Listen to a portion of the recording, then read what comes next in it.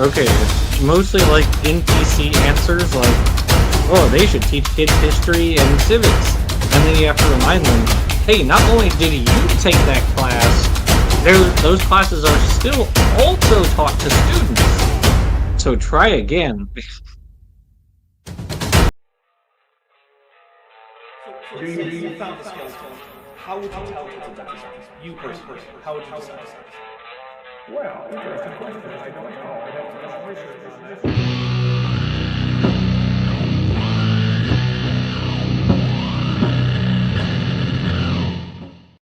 Hey everybody, welcome to Jackson with Jackson, number, 36? Yeah, that sounds about right.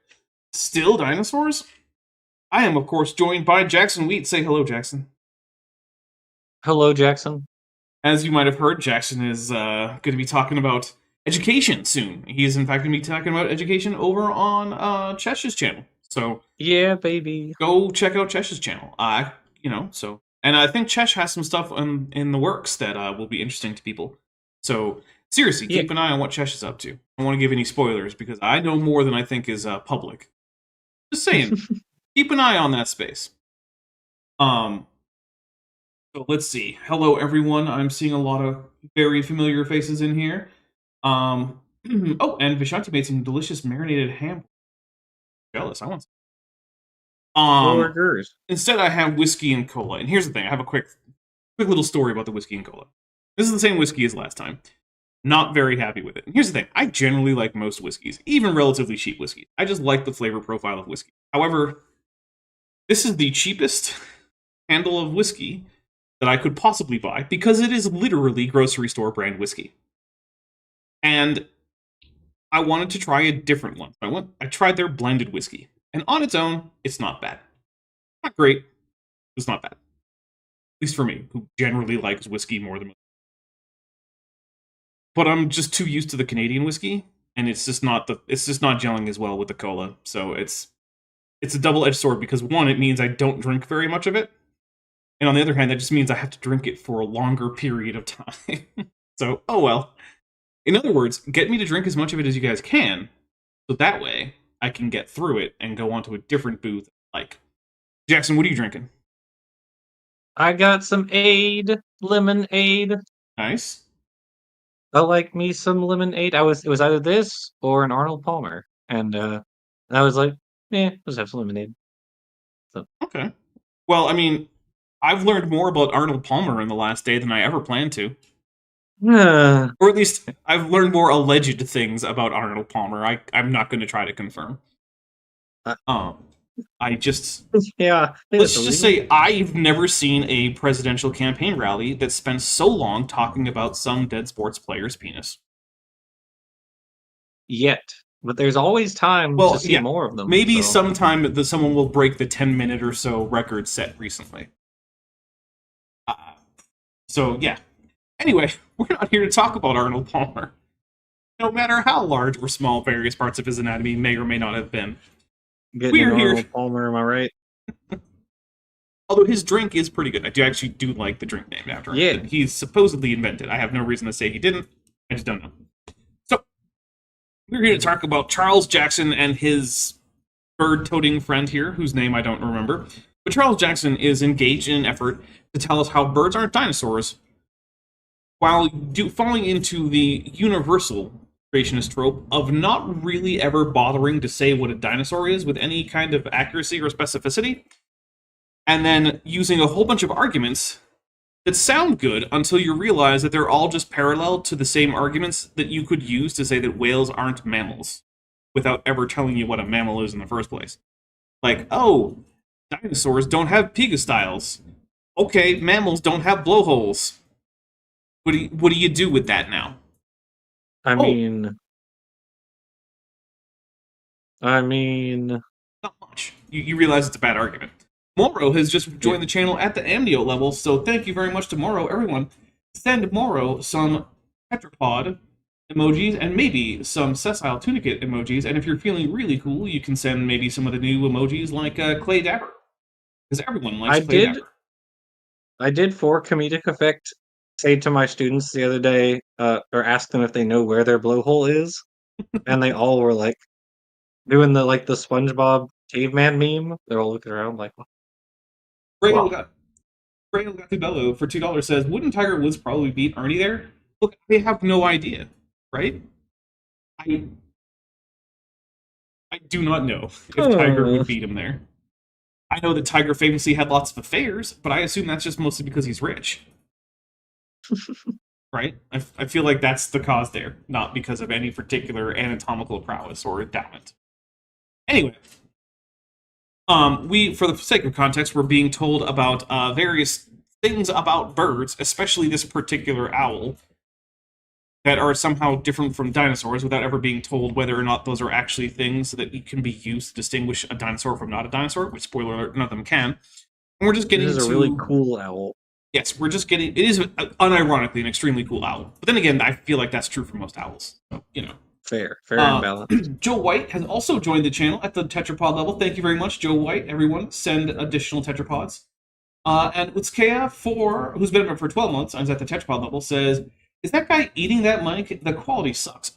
So I think the thing that you're thinking of as a mic is actually just the owl. I think is what's going on. And the answer is yes. I don't think he's eating the owl. Dang. I mean, no. I had a 50-50 shot there. Did you? I mean, the answer was either yes or no. Yeah, So- but just because there's two options doesn't mean that the chance of one versus the other is always going to be an even split. I did say I don't teach math, right? Well, you teach in physics, which is a lot of math. So, Fortunately, not for this class. It's largely qualitative rather than quantitative. Okay. So- it's fake physics. Whoa, whoa, whoa, whoa, whoa, whoa, whoa. Hmm? Whoa. Look, all I know is that keep every saying that. time I find someone who purports to be really good at physics and they can't do any of the math, they're actually just doing pseudoscience. First of all, I want to point out I didn't say I was good at it. I said I was asked to teach it. I mean, But I did like. that is I fun. liked Calc. Calc was fine. Calc 1 I thought was easy. Calc 2 kind of kicked my butt. But I the pass and everything, so it was fine. But, like, Calc 2 was no joke. Rail Gatibella for $2 says, not as cool as the owl who teaches you French. I mean, okay, that's a pretty cool owl, too. Although, that owl can teach you many more things than No. just French. Je déteste les bouts. Why? Because You don't... Okay. he messages me every single day. You can turn that off. Landon Knowles here. It says, good morning, good afternoon, or good evening, depending on your time zone and latitude of your... From your astronomer guide to our favorite universe. Hello, Dapper Dinosaur. Hello, Landon. Landon just messaged me earlier today about a new prime. That is a very Landon thing to do.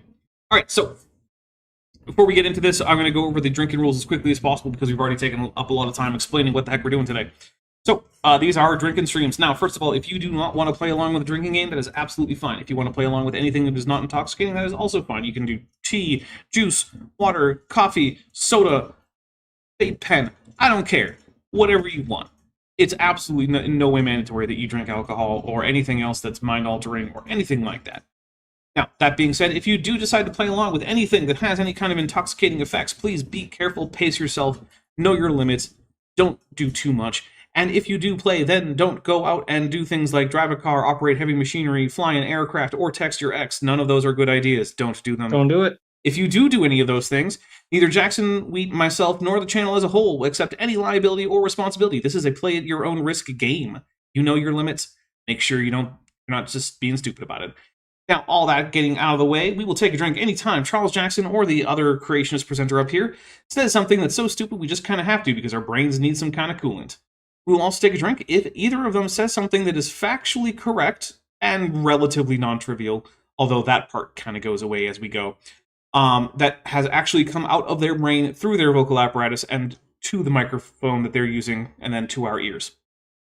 That means, if they are just quoting something that's correct, like they're quoting from a book, or a paper, or a news article, that doesn't count, because that's not their thoughts, that's someone else's.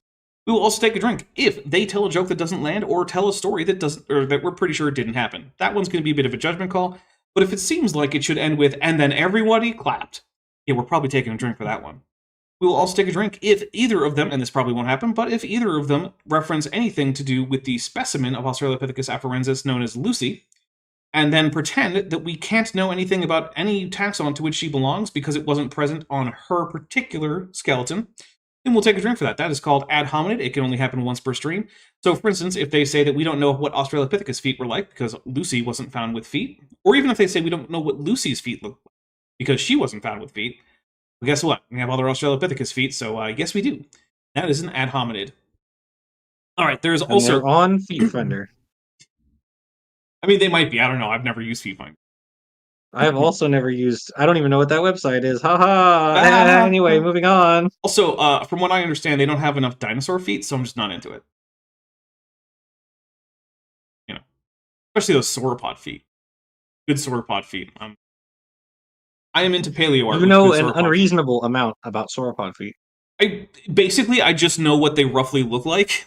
That's it. That is the unreasonable amount I know. Is I know enough to be like, hey, your sauropod feet are wrong. Also, ceratopsian feet get wrong all the time, and in the same way, they give both ceratopsians and sauropods elephant feet. It's like, nope. They get cloven hooves, actually. They usually don't, but that would be even worse. Okay, we will also take a drink anytime that either of the creationists mentions that, that German political party that was super popular in the 30s into the 40s. You know, the 1930s into the 40s. I'm going to have to start saying 1930s soon. That'll be fun. That's whack. But it seems to be making a comeback in the 2020s.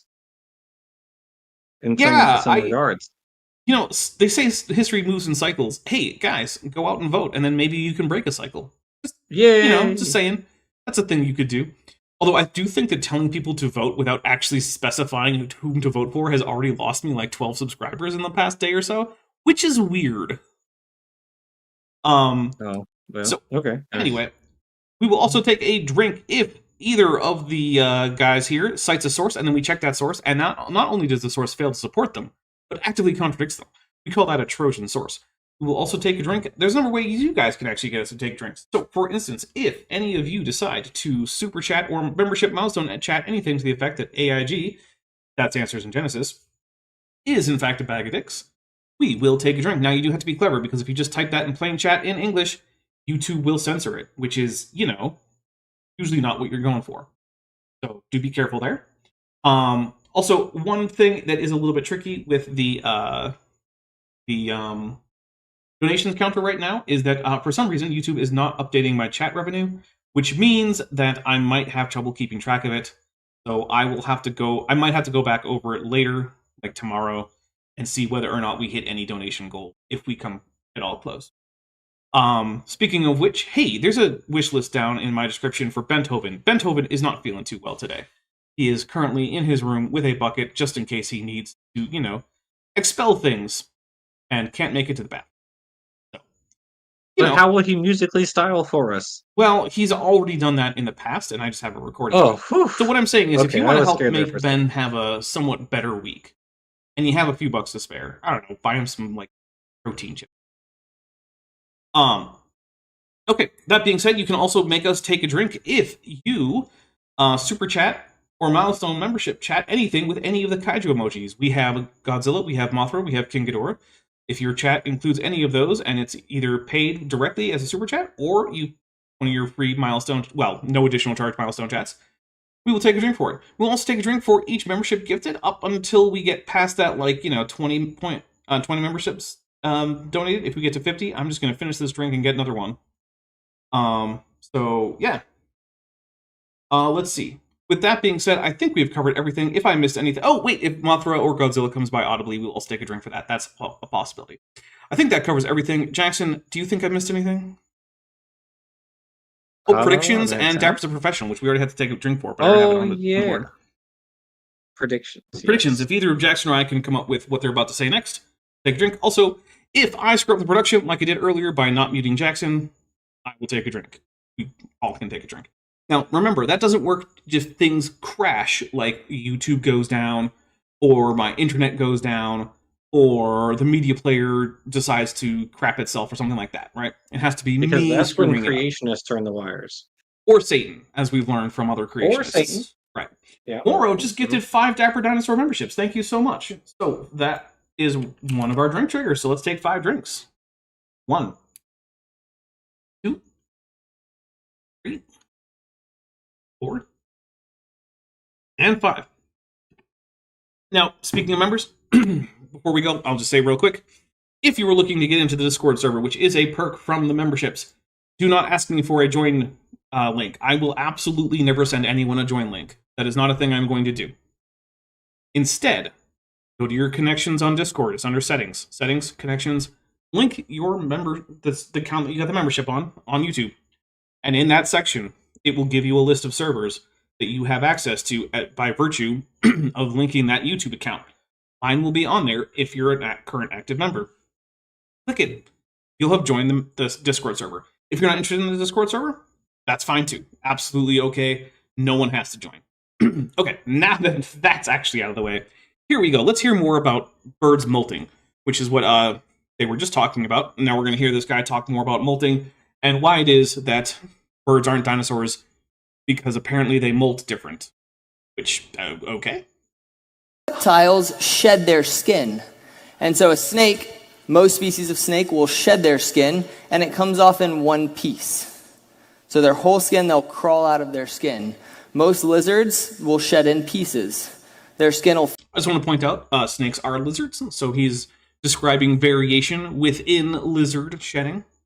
Flake off. And when you look at a snake's skin, a shed, you can see where the scales fit into each little nook, because they crawl out of it and it inverts their skin, which is really cool. They molt because they're growing. True. And so if you... Okay, look, it's partially true that they molt because they're growing, and also partially not true. So, part of the thing is that, reptiles are mostly indeterminate growers. But with that being said, their rate of growth declines geometrically, right? So, there's a certain maximum size that they tend to start to approach as they get towards their end of their lifespan. And at that point, they're barely growing. But they still typically have a fairly regular shed pattern. So, for instance, I used to own leopard geckos. They both got to very advanced ages and unfortunately passed away. But they were shedding all through their lives. They didn't stop because they stopped growing. It's a number of things. So, you're a mammal, Jackson, right? Yes. Okay. Now, Yes. you probably don't think of yourself as an animal that sheds its skin. Right? Because there's no point at which you're like, oh, it's time for my shed, and then you have to go do something to get rid of all your excess skin, right? Like, that's not really a thing you do. Yeah, if I did, it'd make it, wouldn't have to vacuum as often, probably. But that's the thing, right? You do still shed your skin. It's just you shed it continuously in little tiny flakes. Mm-hmm. Okay. But why is that? It's not because you're growing. It's because your epidermis gets old, and it needs to be replaced. And if you didn't ever get replaced and it didn't ever shed, you'd just be caked in thick epidermal tissue. You'd basically just become one big callus. Which might be okay for, like, parts of your palms or the soles of your feet, or, like, maybe, I don't know, like, parts of your body that don't flex much. But for, like, your knuckles and your knees and elbows and, like, your spine and neck, yeah, that's a really bad idea. So it's not just that, oh, no, reptiles only shed their skin because they're growing. No, that's not how it works. It's certainly an aspect, but it is not the entirety of the story. I think he put it, if you got a box, Amazon shipped you a box and you open up that box and inside that box is a bigger box. That's why snakes shed their skin. They outgrow it, that skin comes off in one piece. These guys molt their feathers, they drop them, and they drop them in a specific way. Because if they lost all the wing feathers on one side, it would make them uneven. So God thought of everything. Okay, so what he's telling you right now is that birds are bilaterally symmetrical. That's crazy, bro. I don't know if you guys know this. I can't believe what I'm hearing right now. Many bilaterally symmetrical animals have processes that take place on both sides of the body at about the same time. Also, birds don't actually lose their feathers perfectly symmetrically, but he hasn't actually made that claim, so we'll let him actually make it in case he doesn't. Let's see. Phil Hugger, who's been a member for 26 months, says only true beers malt with a Godzilla. We will take a drink. Nice.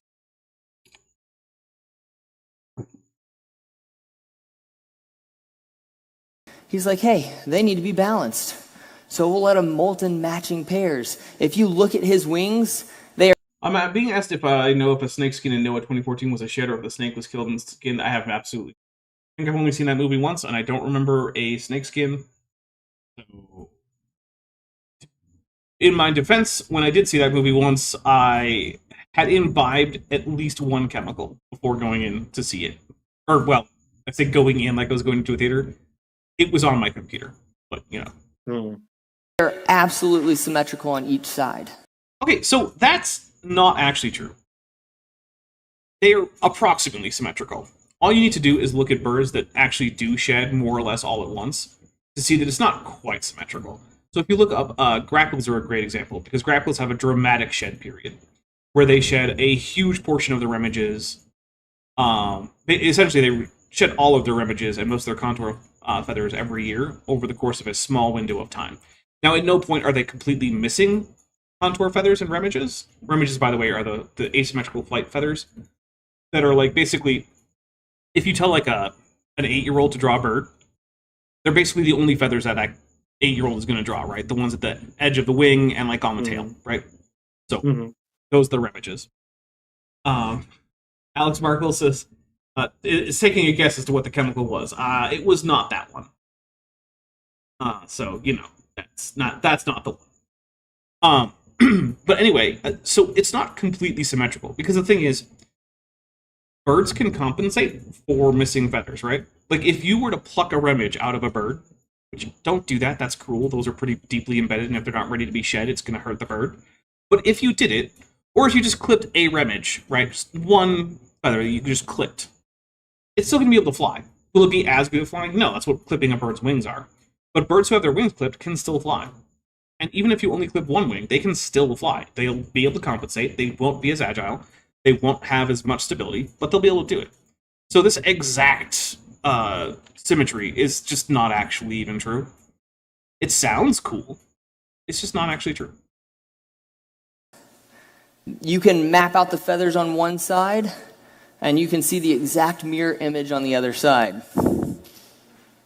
And when he loses one feather, within 2 days, you can generally find the other feather. We have... Okay, so he's being a little bit more accurate than I was expecting. He's saying that it's not exactly symmetrical, and there is time lag between them. And yeah, that's closer to being accurate than what I usually hear from Greek. 24 birds, I believe. And most of the time when you go into clean, if you actually look, you can find both of the feathers. And there's some in the back. I don't keep a lot of our feathers because we get a lot, but you can find them. That's incredible. Is it incredible? Let's think about that. What does incredible mean, right? I mean, literally, it means unbelievable. You can't actually believe it. I don't think it's that. Is it cool? Yeah. But also, like, hey, I know I already said it, but now I'm starting to forget. Jackson, birds have do they have any kind of symmetry going on? They have what I believe is called bilateral symmetry. Not radial? No, Not not glide yet. symmetry like Dickinsonia? Possibly one day, but not yet. Not yet. Okay. So, is it incredible to think that they have symmetrical processes playing out in their integument? No, I think it's definitely within the realm of believability. Okay. Yeah. It doesn't just happen. How many birds would die because they molted all their feathers on one side? If they None, because that's never been a possibility. Has anything ever molted on just one side? Ever? Ever? Why would you even think that's a thing that could happen? I'm taking a drink from that. That is incredibly dumb. Or is it credibly dumb? Alex Markle says, wait, is he allowed to keep the feathers that the owl molts in the US? Or in US? If you mean in the United States, then I'm unaware of any law that says you can't keep shed owl feathers. Or shed feathers from anything else. Right? I'm sure there's Endangered Species Act, like stipulations or whatever that say you can't just go pluck out the feathers from a living endangered bird or something. But like, shed feathers are just free. I've never heard of any law that would in any way regulate that. Then again, I'm not a lawyer. If you feel like what you're doing might get you in legal trouble, I would suggest that you consult a real lawyer and not a dinosaur on the internet. Molted like a snake molts or a lizard molts, they'd lose like half their feathers in one go. They don't do that. I mean, grackles come close, although it's not from one half of the body. Feathers are incredibly intricately designed. And these birds, they're lightweight. A feather does nothing if you don't have everything else to go with it. What does that mean? Maybe he'll explain, but I do want to point something out, right? He has... We found it last time, right? What all he's doing is look at the trees, but for feathers. And here's the thing, right?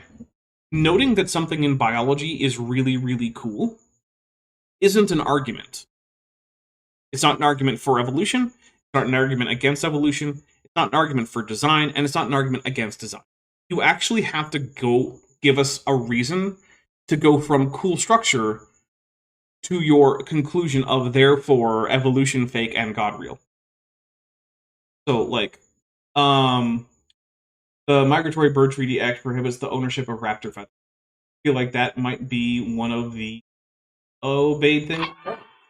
Oh, take clear for Godzilla. And hey, now I know. And I don't know. Maybe the cops will go after him for keeping owl feathers. Maybe.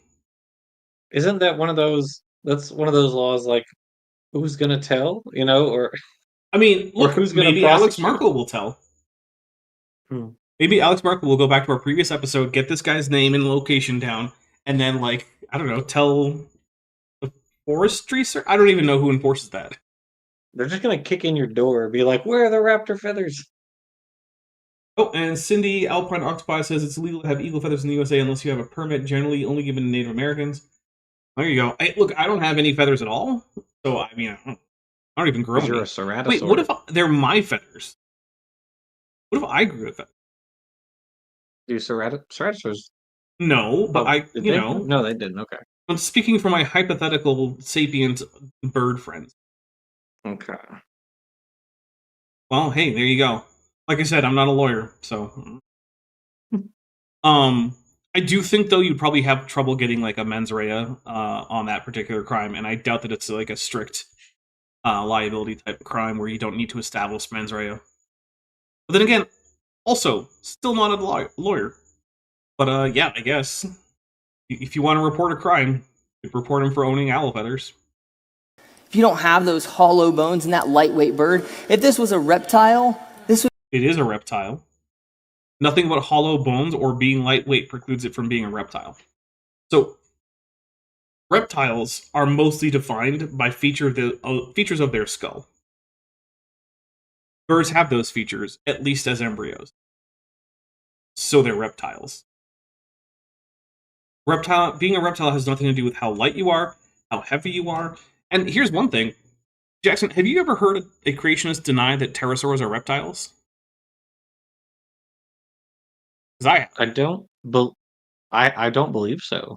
In fact, if anything, I hear them referred to as sometimes as flying reptiles in order to distinguish them from birds by creationists, which is ironic because flying reptile applies to both of them. But by and large, the weight-saving measures in pterosaurs were even more extreme than those of birds. Their bones were paper thin in a way that bird bones just are not. Just like geologic layers. Yeah. I mean, they by the end of their period of their time on Earth, they had reduced their skulls to basically a bunch of struts that were just enough to keep their jaws and brain cases in place. They didn't even have That's pretty separate wild. openings for their nares and antorbital fenestrae. They combined them into one gigantic opening that took up the majority of the volume of the skull. Just empty space.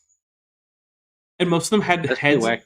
Yeah, most of them had heads that were bigger than their torsos, again, as a weight-saving measure. Imagine having a head bigger than your entire torso.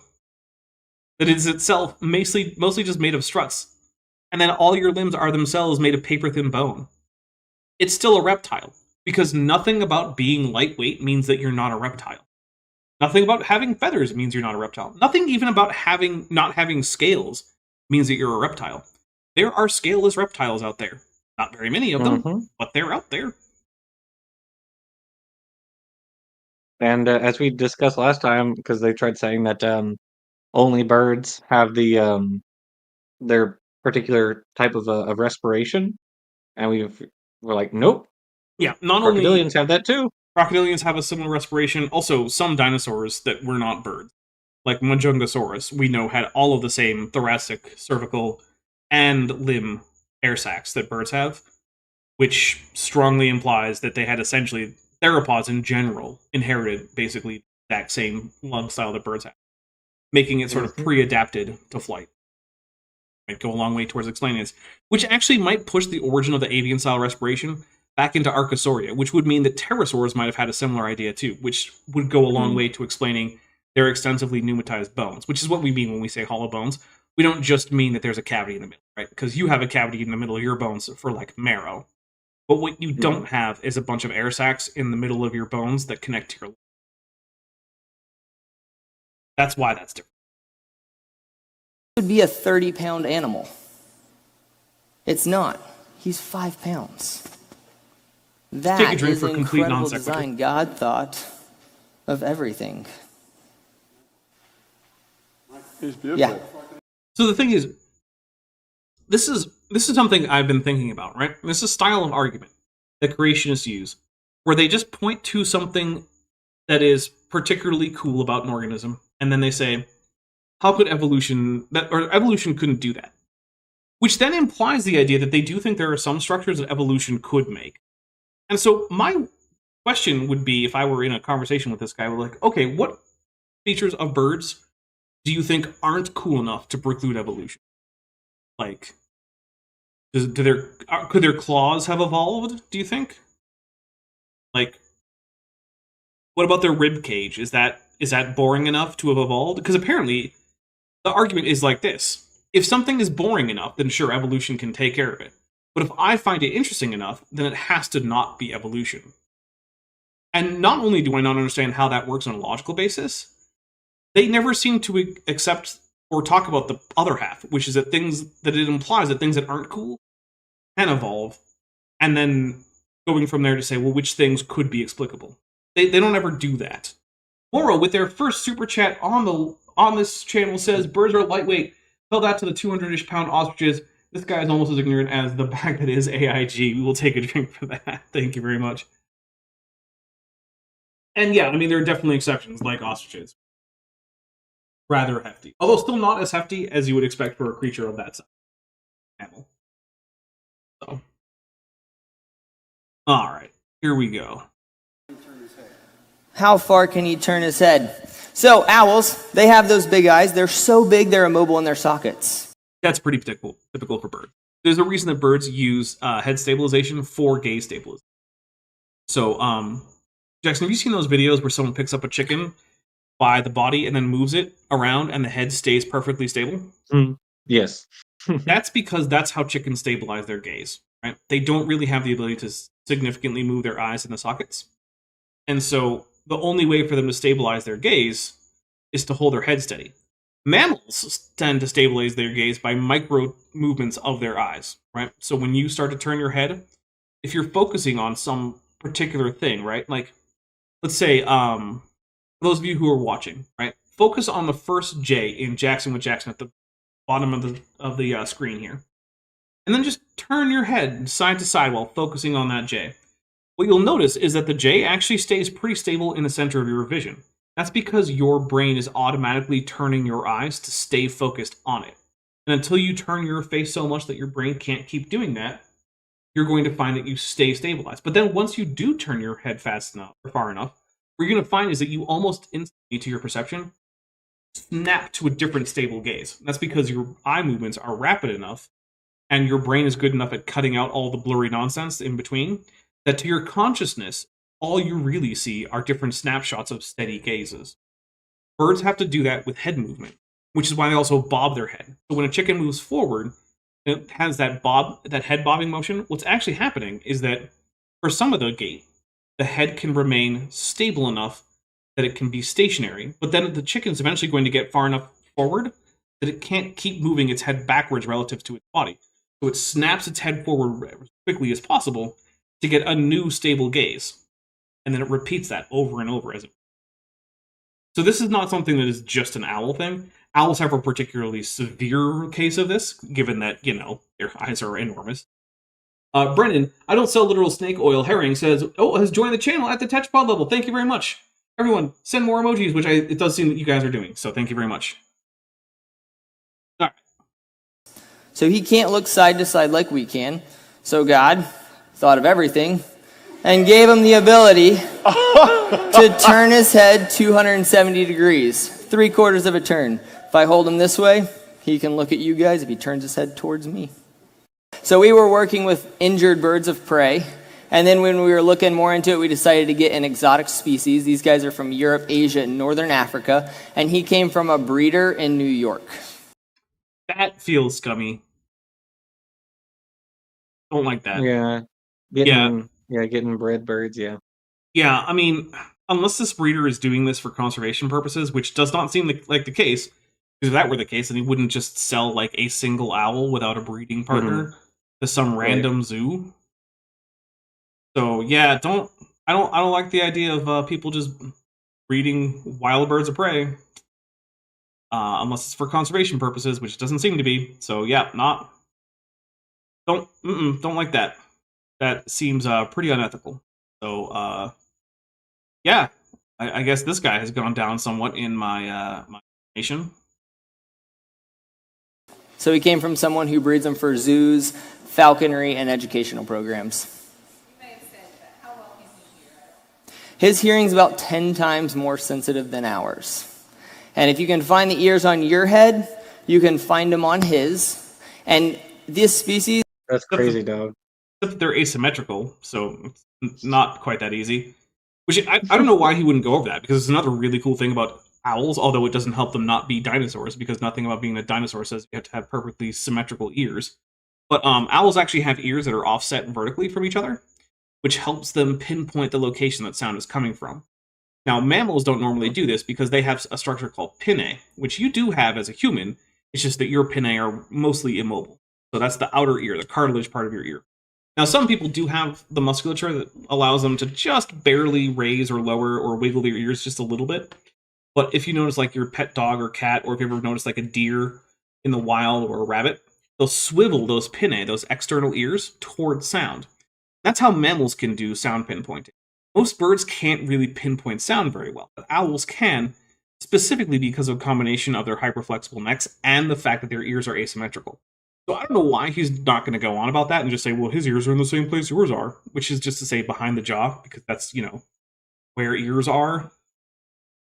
So, yeah. There's also... sorry. No, go ahead. There's also a fun fact about... oh my gosh, about ears. Shoot. The ears... dang it. I lost it. That's Dang okay. it. You'll get it back someday. No, it's not okay. Hold on. What were we were talking about ears? What specifically? They're Asymmetry? offset. Asymmetry? Nope. Pinnae being mobile? Pinna. Yes, pinna. There we go. I got it. Okay. So what's cool about us mammals, not Dapper over there, is that as humans, yes, we do have the musculature, the auricular muscles. In zoology, we tend to refer to the fleshy part of our ear as the pinna, but in human anatomy, they call it the auricle. But we don't care about anatomy; we care about zoology. So those muscles around that, if you're, if you're special, you can wiggle your ear maybe a little bit. When you hear a sound like behind your head, your auricular muscles are actually trying to turn your ear. They're just too weak to do so, and that's why the auricular muscles are my favorite example of like a vestigial trait. Nice. Because creationists always have some out where they're like, oh well, it does actually have a function. It's doing a thing. You're just you're looking at it from one way, but it has a different function that you just don't know about. And then you can take the auricular muscles and say, okay, well then what's it doing? It's trying to turn your ear. You can hook a little little sensors up to it and see that those little action potentials are going, but that muscle ain't moving. So what's it doing? Yeah. And I've only used that a few times, but I've not heard a response to that yet. And I don't expect there to be one because what can you possibly say to that? Uh, Adam and Eve had ears that could swivel, and we've lost it because of genetic entropy. That's what you'll hear from a Of creationist. course. How can I forget? How can I be so stupid? Genetic Yeah. entropy. You forgot about genetic entropy. Have you considered that I drew myself as the Wojak?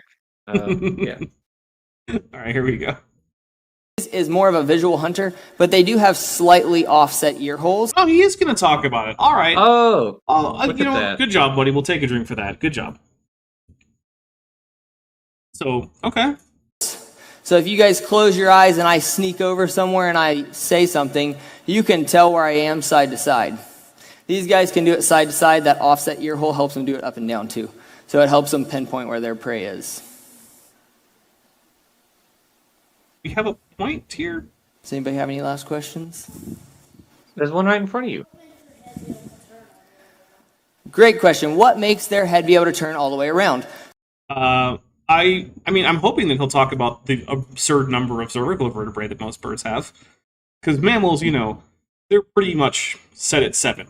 There are a few organisms like sloths that have a few less. Like, I think there's a sloth that has like 6 or 5 or something. But generally speaking, mammals have 7 vertebrae. Even really And long-necked animals like giraffe. Manatees are the other one, isn't it? Manatees, yeah, I think that is right. Yeah. Birds, though, have variable numbers of cervical vertebrae, and it's usually in the double digits. And so any one vertebra does not have that crazy of amount of flexion versus any of the other vertebrae. But when you have a whole bunch of them, you can add all that flexion up. And, you know, you can get a whole lot of degrees of movement between those vertebrae. So yeah, like even if everyone can only say 10 degrees, which is very, very conservative, if you have 20 of that, that's 200 degrees. That's a lot. So that's basically it. That's a lot of degrees. Mm-hmm. Hot. So if you are a mammal, whether you're a mouse, a human, or a giraffe, you have 7 cervical vertebrae, 7 neck bones. Called it. Drink. Birds have anywhere from 13 to 25. Eurasian eagle owls have 14. So he has twice as many neck bones, and that gives him that really cool robot ability to turn his head all the way around. You just can't see it very well because he has a lot of feathers. Is he nocturnal? So this species is considered crepuscular, so they prefer to hunt. Pretty sure it's crepuscular, but okay. Just like Babu from Archer. Hunt at dusk and dawn. They will hunt at night, and they will hunt during the day. A lot of people are like, owls don't hunt during the day, but they will. They just prefer to hunt at night because that's when they have the advantage. Because they're not super fast. So, yeah, as Caden was pointing out, none of this is actually contributing to the point that birds aren't dinosaurs. It is a bunch of really cool bird facts, and owl facts in particular. And I do appreciate that he does seem to know the basic owl facts. But then what? What do we But do Dapper, with that? the owl is cool. Therefore, God. I mean, it's obvious. He's Yeah, but saying that's the right thing. there. That's not an actual argument. But Dapper, he said it like 6 or 7 times at That's this point. Like it has to be True. true. Okay, he did say it a lot, so I guess it does have to be true. But if you just say it often enough, it just becomes a fact. I mean, that's yeah. All right. Well, I guess how it works. You know what? I guess now I am, in fact, a young Earth creationist again.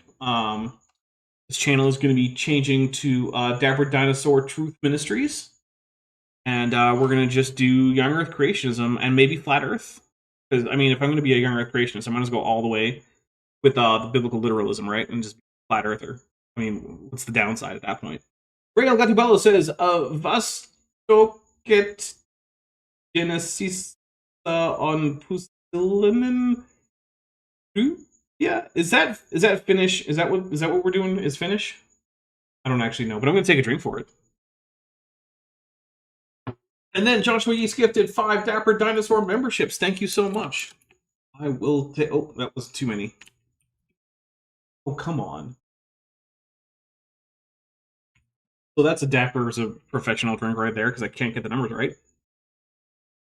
And then we'll drink 5 times. 1, 2, 2, 3, 4, and 5. Hey, I was right. It was Finnish. Here's what I know about Finnish. It's Finno-Ugric. It has some aerial influences from Northern Europe. And it's got way too many noun cases. That's what I know about Finnish. Oh, and they call the language Suomi, because Finnish is a... I guess that's 4 things I know about Finnish.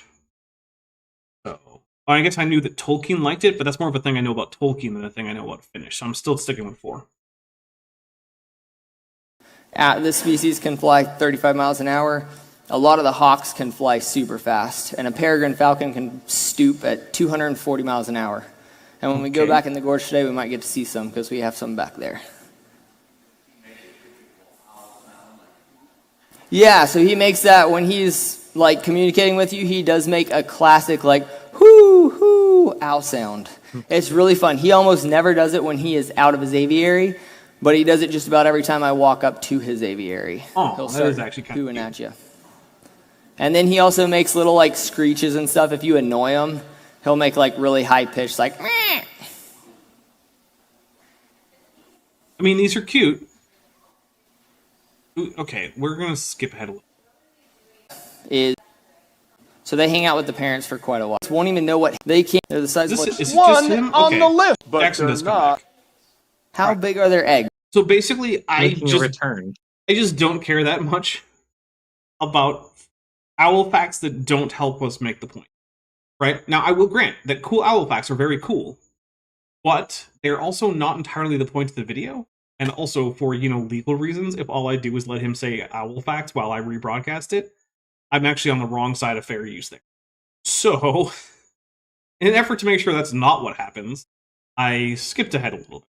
So that Charles Jackson will be back soon. They're a little bigger than a chicken egg. They're the size of like a goose egg, so they're like that big. And they grow very, very quickly. Anything to not use the metric system, right? Can't tell us how big they are in centimeters. That's not Multiple allowed. hamburgers long. Yeah. How many is that in giraffe length? Just out of curiosity. There's a small boulder the size of a large boulder. My unfinished journey for $6.66 says, "Hail Nero, hail Daps and Jax, and hail this creationist for correctly using crepuscular to describe animals that are active mainly at twilight." Yeah, I will give him. He does know his random animal fact. Definitely has that down. So hey, good job on that. The whole idea with that being a missing link was proved. What's that? Editor, come on, man. I don't know if he means Archaeopteryx, if he means Archaeoraptor, fake species, I guess genus. Does he mean Microraptor, Confuciusornis? Like, what are we talking about here? Don't do that. Don't give me a big long section of owl facts and then cut back to Jackson using a relative pronoun for which I have no context.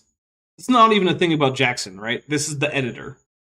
Whoever you are, editor, you did a bad job there. Genesis. Ooh, editor. Yes. Genesis, the 2 kitty who's been a member for 10 months is at the amniote level, says, "Don't forget to like the video. We are on pace to get Bilbo'd again."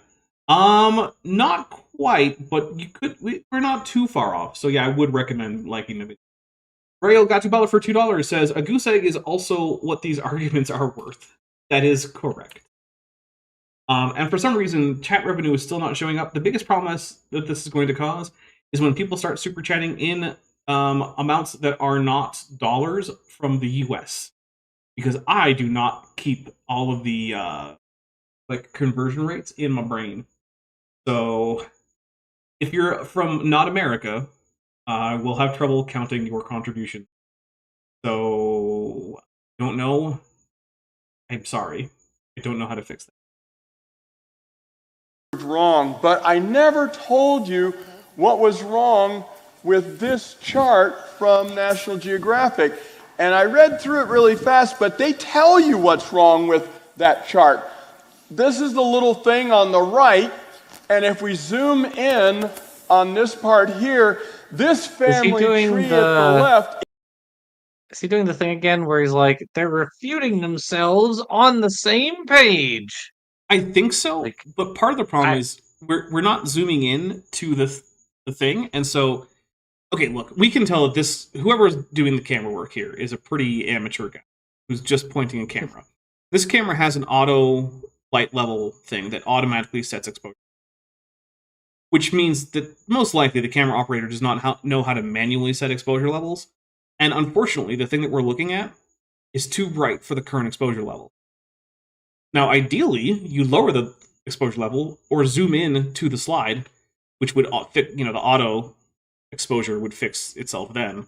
But instead, we're just continuing on with this wide shot, and I'm not entirely sure what Charles Jackson is talking about, which is just great for anyone who's trying to learn from this, even if what they're doing is trying to, learn what kind of nonsense Charles Jackson is going. I guess what I'm saying is that the production staff for this video really, really, really need to up their game. Is not a chronological progression. What's that mean? They're not in order. No, it means they're not in a chronological order, right? They're in a morphological order.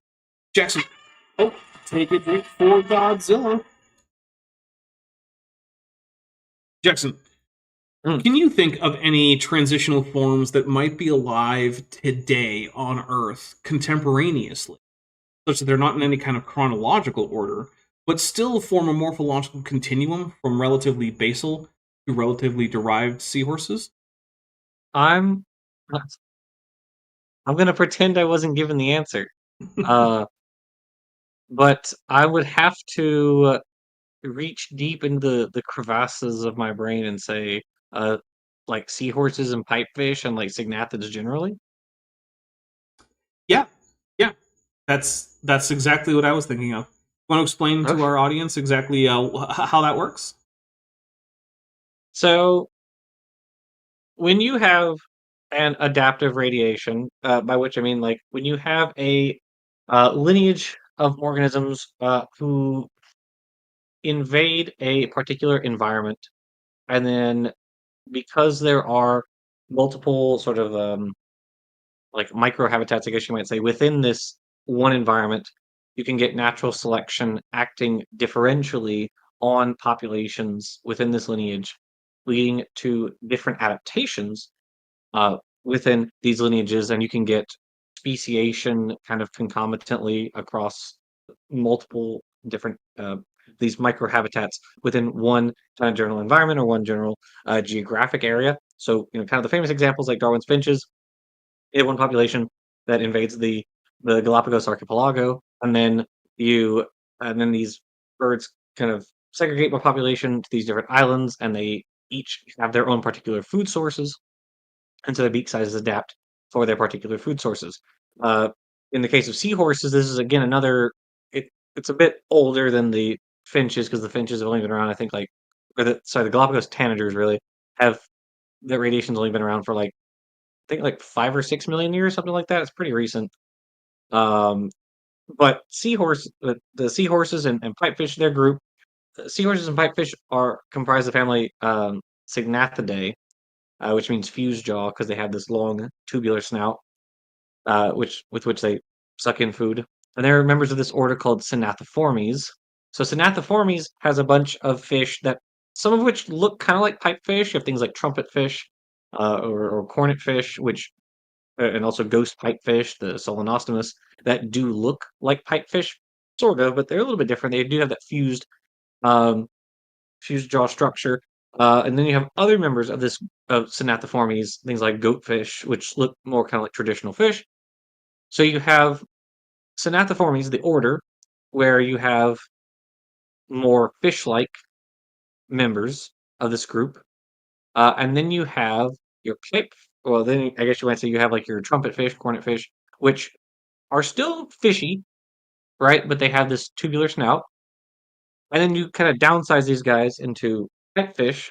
So pipefish have these really reduced fins, because they're invaded like seagrass meadows and coral reefs, and so they're more about not really swimming so much, but being like ambush predators. So they have this reduced fins. They're very small. They tend to associate with particular species of coral or seagrass, kelp. And then within that group, you have a variety of different modes of life. So you have, for instance, you have some pipefish where you don't have the pouch. You have instead the female can just kind of glue her eggs to the male's abdomen, then he fertilizes them. You have some pipefish where they have like a partial pouch, but it's not fully enclosed like a seahorse. And then you have guys like your pygmy pipe horses, which have the prehensile tail, but don't have all the characteristics that modern seahorses have, all of which are members of the genus Hippocampus. And then you have seahorses proper, which are Hippocampus, all the various all the various species within the genus Hippocampus, like Zosterae, Erectus, etc., who have this erect posture with this full pouch and the mating dance and all this sort of stuff. So suffice to say, you have essentially the entire suite of characters from more traditionally fishy uh, relatives to like full blown seahorses in this group. All at the existing at the same time. Because one of the important Yep. things to remember is that nothing about evolution says that less derived anatomies have to go extinct because more derived anatomies have evolved. That's just not a thing. Mm-hmm. If the more basal anatomy is still well adapted to some particular niche in some particular environment, it can just keep on keeping on. All right, so we are going to take a quick break, and we are going to be back in just a few minutes. I will freshen up my drink because it is now being significantly watered down as a result of ice melt. It's also mostly gone. So when we come back, we will continue on. And in the meantime, first I have a quick commercial for you for my upcoming game of Star Trek Lexington, which is a game that I play over on Top Hats Off with a number of other YouTubers and people who watch my show. So if that's something that interests you, head over there, and we will start off with a teaser trailer for that, and then move on to the musical stylings of Beethoven. And I will be also getting a new drink. And before we go, I'd like to say my unfinished sock for $2 says, use your clean, safe socks to like and share. And Carrie Bronson for $5 says, if we did gastronomy taxonomy, i.e. by how organisms tasted, how closely do you think it would resemble real cladistics? Not very at all. So the taste of organisms is highly dependent on non-taxonomically restricted aspects of their anatomy, like slow twitch versus fast twitch muscles, the prevalence of various metabolites and plants and what. It wouldn't be very close. Yeah, I would think that would be one of the least reliable methods for determining taxonomy. All right. Oh, and Caden Slinker also asks, which app or video game do you use to create your Star Trek game? I use a variety of programs. I use Roll20 for the virtual tabletop, OBS for broadcasting, Discord for voice and video chat, Blender for some of the in-game things like maps, some of the tokens, character art, teaser trailer production, stuff like that. So yeah, it's a lot of different programs. There's some touch up on some of the stills in GIMP, which is like open source. Photoshop. So yeah, there's a whole lot of different programs that I use. It's mostly the same programs that I use to produce stuff like this, just with the addition of Roll20. All right, so we will be right back. Next time on Star Trek Lexington. Captain's Log, Stardate 5896.5. Now that we have finished repairs to the hull, engines, and sensors, the Lexington is once again ready to get back into deep space. We've been tasked by Admiral Banna Stoker to return to Kumbari 2. Apparently, strange emissions have been coming from an unexplored region on the side of the planet opposite of the Aurelian settlement, and we are to investigate. The mission has been marked as high priority and confidential.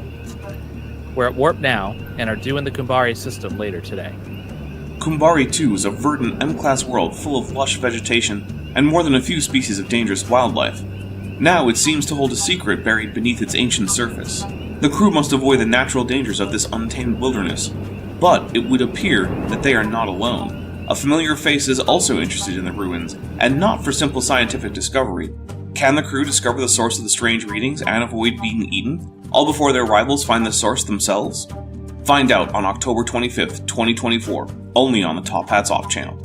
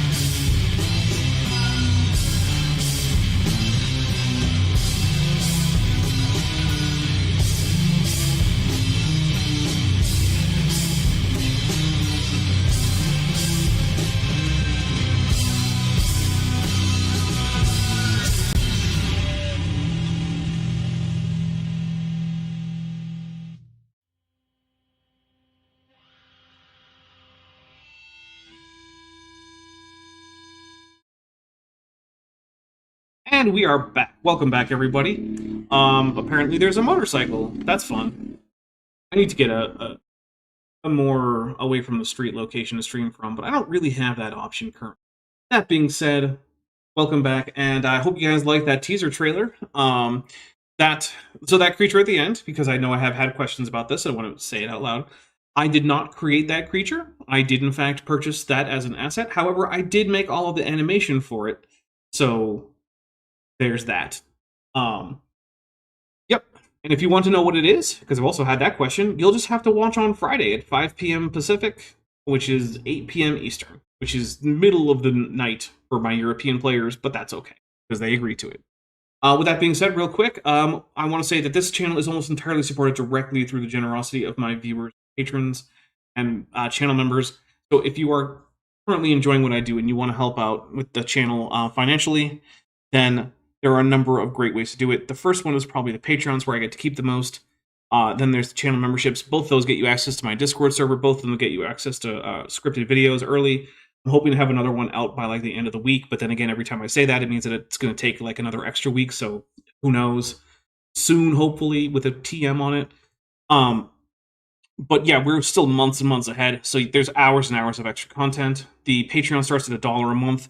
You can go all the way to $100 a month if you want to. The memberships start at $1.99, then they go to $5, then I think $10, then $20. You get the same basic benefits on both sides. You can go annual over on Patreon.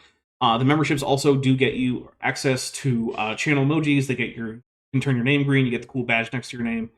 All that stuff is really cool. If an annual or monthly pledge isn't your thing, but you still want to help out, there's a number of other options. I have a Teespring store. There's a merch shelf right under this video. Go check out that stuff. There's also a Amazon wish list. If you want to get me some stuff just to, it's basically part of my entertainment comes from there. So I can save on, things to help me decompress, like RPG books or comic books or snacks or things like that. That's all there. There's also some stuff to help the channel out. Although that stuff gets bought pretty quickly, so it doesn't stay there very long. There's also some stuff that can help out on like Tuesday nights with things like drink mixers. So there's like nicer ginger beer than I usually get myself. There's I believe also up there is like Orgeau is up there for mix and drink, stuff like that. But if a financial thing isn't your thing, whether monthly or just a one-time thing, that's absolutely fine. Please don't feel obligated, especially if you can't afford it. Now, no matter what, though, please do hit like on this video, share this video, and watch a few of my videos. And also, if you really want to help out, watch some of my videos over on Top Hats Off. There's a playlist called Power Rangers Jungle Beast. It's an actual play of the Power Rangers tabletop RPG. It's got like 50 videos or something. Put it on the background somewhere, not on mute, so that way I get the watch hours, because I'm trying to activate memberships and super chats over there. So, which would help offset the fact that because I run the games, I'm pretty much the only one who ever spends money on the games, and I spend considerable amounts. I'm pretty sure I've spent a couple $100 just to make sure that this Star Trek game is going off without a hitch. So yeah, between rule books, asset packs, subscription services, all that stuff. And also, yeah, Sheep It. If you want to help out with Sheep It, it doesn't cost more than just a bit of electricity. I have instructions. You can go to the Sheep It page, download their client, use the login credentials that I have in my description.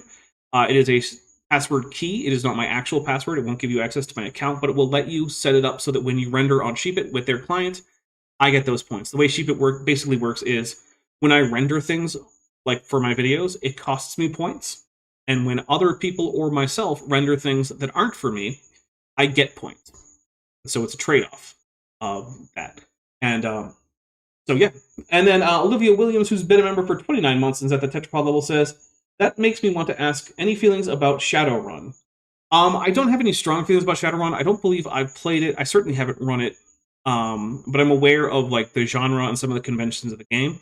And I do think it does sound like a fun game to run. I just don't know if it's anywhere on the horizon. My next big thing is actually going to be a follow-up to the current Star Trek game, Star Trek Lexington, which will be set about 100 years later on a new ship with a new crew, although there will almost certainly be some returning players. So, I don't have any plans for what to run after Star Trek. So, all right, with that, Jackson, do you have anything else you want to add before we just hit play and listen to more of Bad Jackson? I don't think so, but there's some kind of like ringing noise Oh, those whenever are you called talk. crickets. Okay, so your sound. Okay, so it just comes in whenever you talk. Interesting. Okay, Mm-hmm. Because of my noise I gate. was just like, am I going crazy? Is it my end? So Nope. I did. I watched a YouTuber one time who was um from the north, and he went down to visit some family in the south, and he was like, "Why are the trees screaming?" So, Was it and I really cicadas? like that. Yeah, the cicadas. Yeah. It's... All right, here we go. They're not in order. It looks like a nice smooth change from fuzzy plucked chicken lizard to a crow, but they're not in the right order.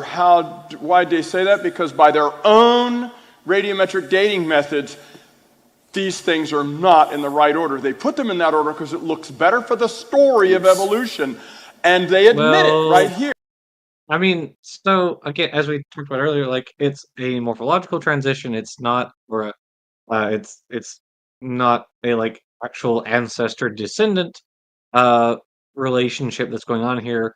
But I don't know if he's going to do the thing with the. He might mention like the Fiducia's what's he call it? Like the avian paradox or whatever, where Oh, like I'm sure he will. They love the that one. the ancestors of birds show up after birds, which is totally wrong actually, because Maniraptorans, Coelurosaurs, theropods generally all show up before birds do. So like it's just wrong. Like it's literally just wrong. I don't know how else to say that, but yeah, it's just showing like what would it have looked like for for the what would the ancestors of birds like have looked like based on fossils that we do actually have, and so you can show a series of fossils like, hey, would have had these characteristics, and here we have progressively more bird-like things based on their like actual relatedness to each other.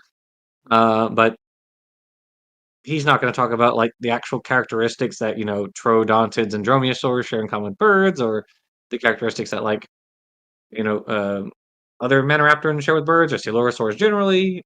Because why do that? That requires actually knowing about theropods or something. So A science crumble raisin nerd for $2 says AI, with their 10th super chat on the channel. So thank you very much.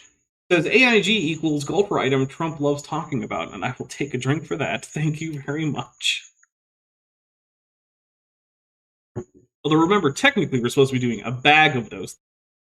But look, I'm generous with it. I don't want to cheat people out of a drink because they didn't technically meet some onerous specification that I made up. Here, take a look at the chart. I mean, it looks really nice, but let's look at how old. 120 million years ago, 90 million years ago. So far, they're getting younger and younger as they get closer to the future and future. 80 million, the Unenlagia. But now look what happens. This one is really in the wrong order, and he's just as old as the fuzzy plucked chicken lizard, and so is this one. These three all are brothers. They lived at the same time. They're not related at all. Cousins are a thing that don't exist, and you can't infer anything about family ancestry by using your cousins. That is essentially what he is saying if we were to scale this down from evolutionary relationships to family relationships. I'm going to take a drink because that is extremely dumb, and I don't actually even need to think that... I don't think I need to actually do much more than just point out that the direct analogy is that he's complaining that they're cousins and not grandparents, and then for some reason thinking that that means that they're not related and doesn't mean anything for actual ancestors. I think that covers it, unless, Jackson, you have anything else you want to say about it? nope. Really. And this one, the Archaeopteryx, is the oldest one on the list. Why'd they put it up at the young end? It's not the... Because it looks... It's not... It's because it's not the young end. Right? It's not the young end. So there's no reason to say that it shouldn't be at that end. It's a morphological spectrum, not a temporal spectrum. And I get that that can be confusing for someone who doesn't know much about evolutionary biology. But that's just how it is. Evolutionary biology is not required to be immediately intuitive to people who don't know anything about it. Or who actively try not to know anything about it. Because that's the other thing, right? Charles Jackson doesn't just not know anything about evolution.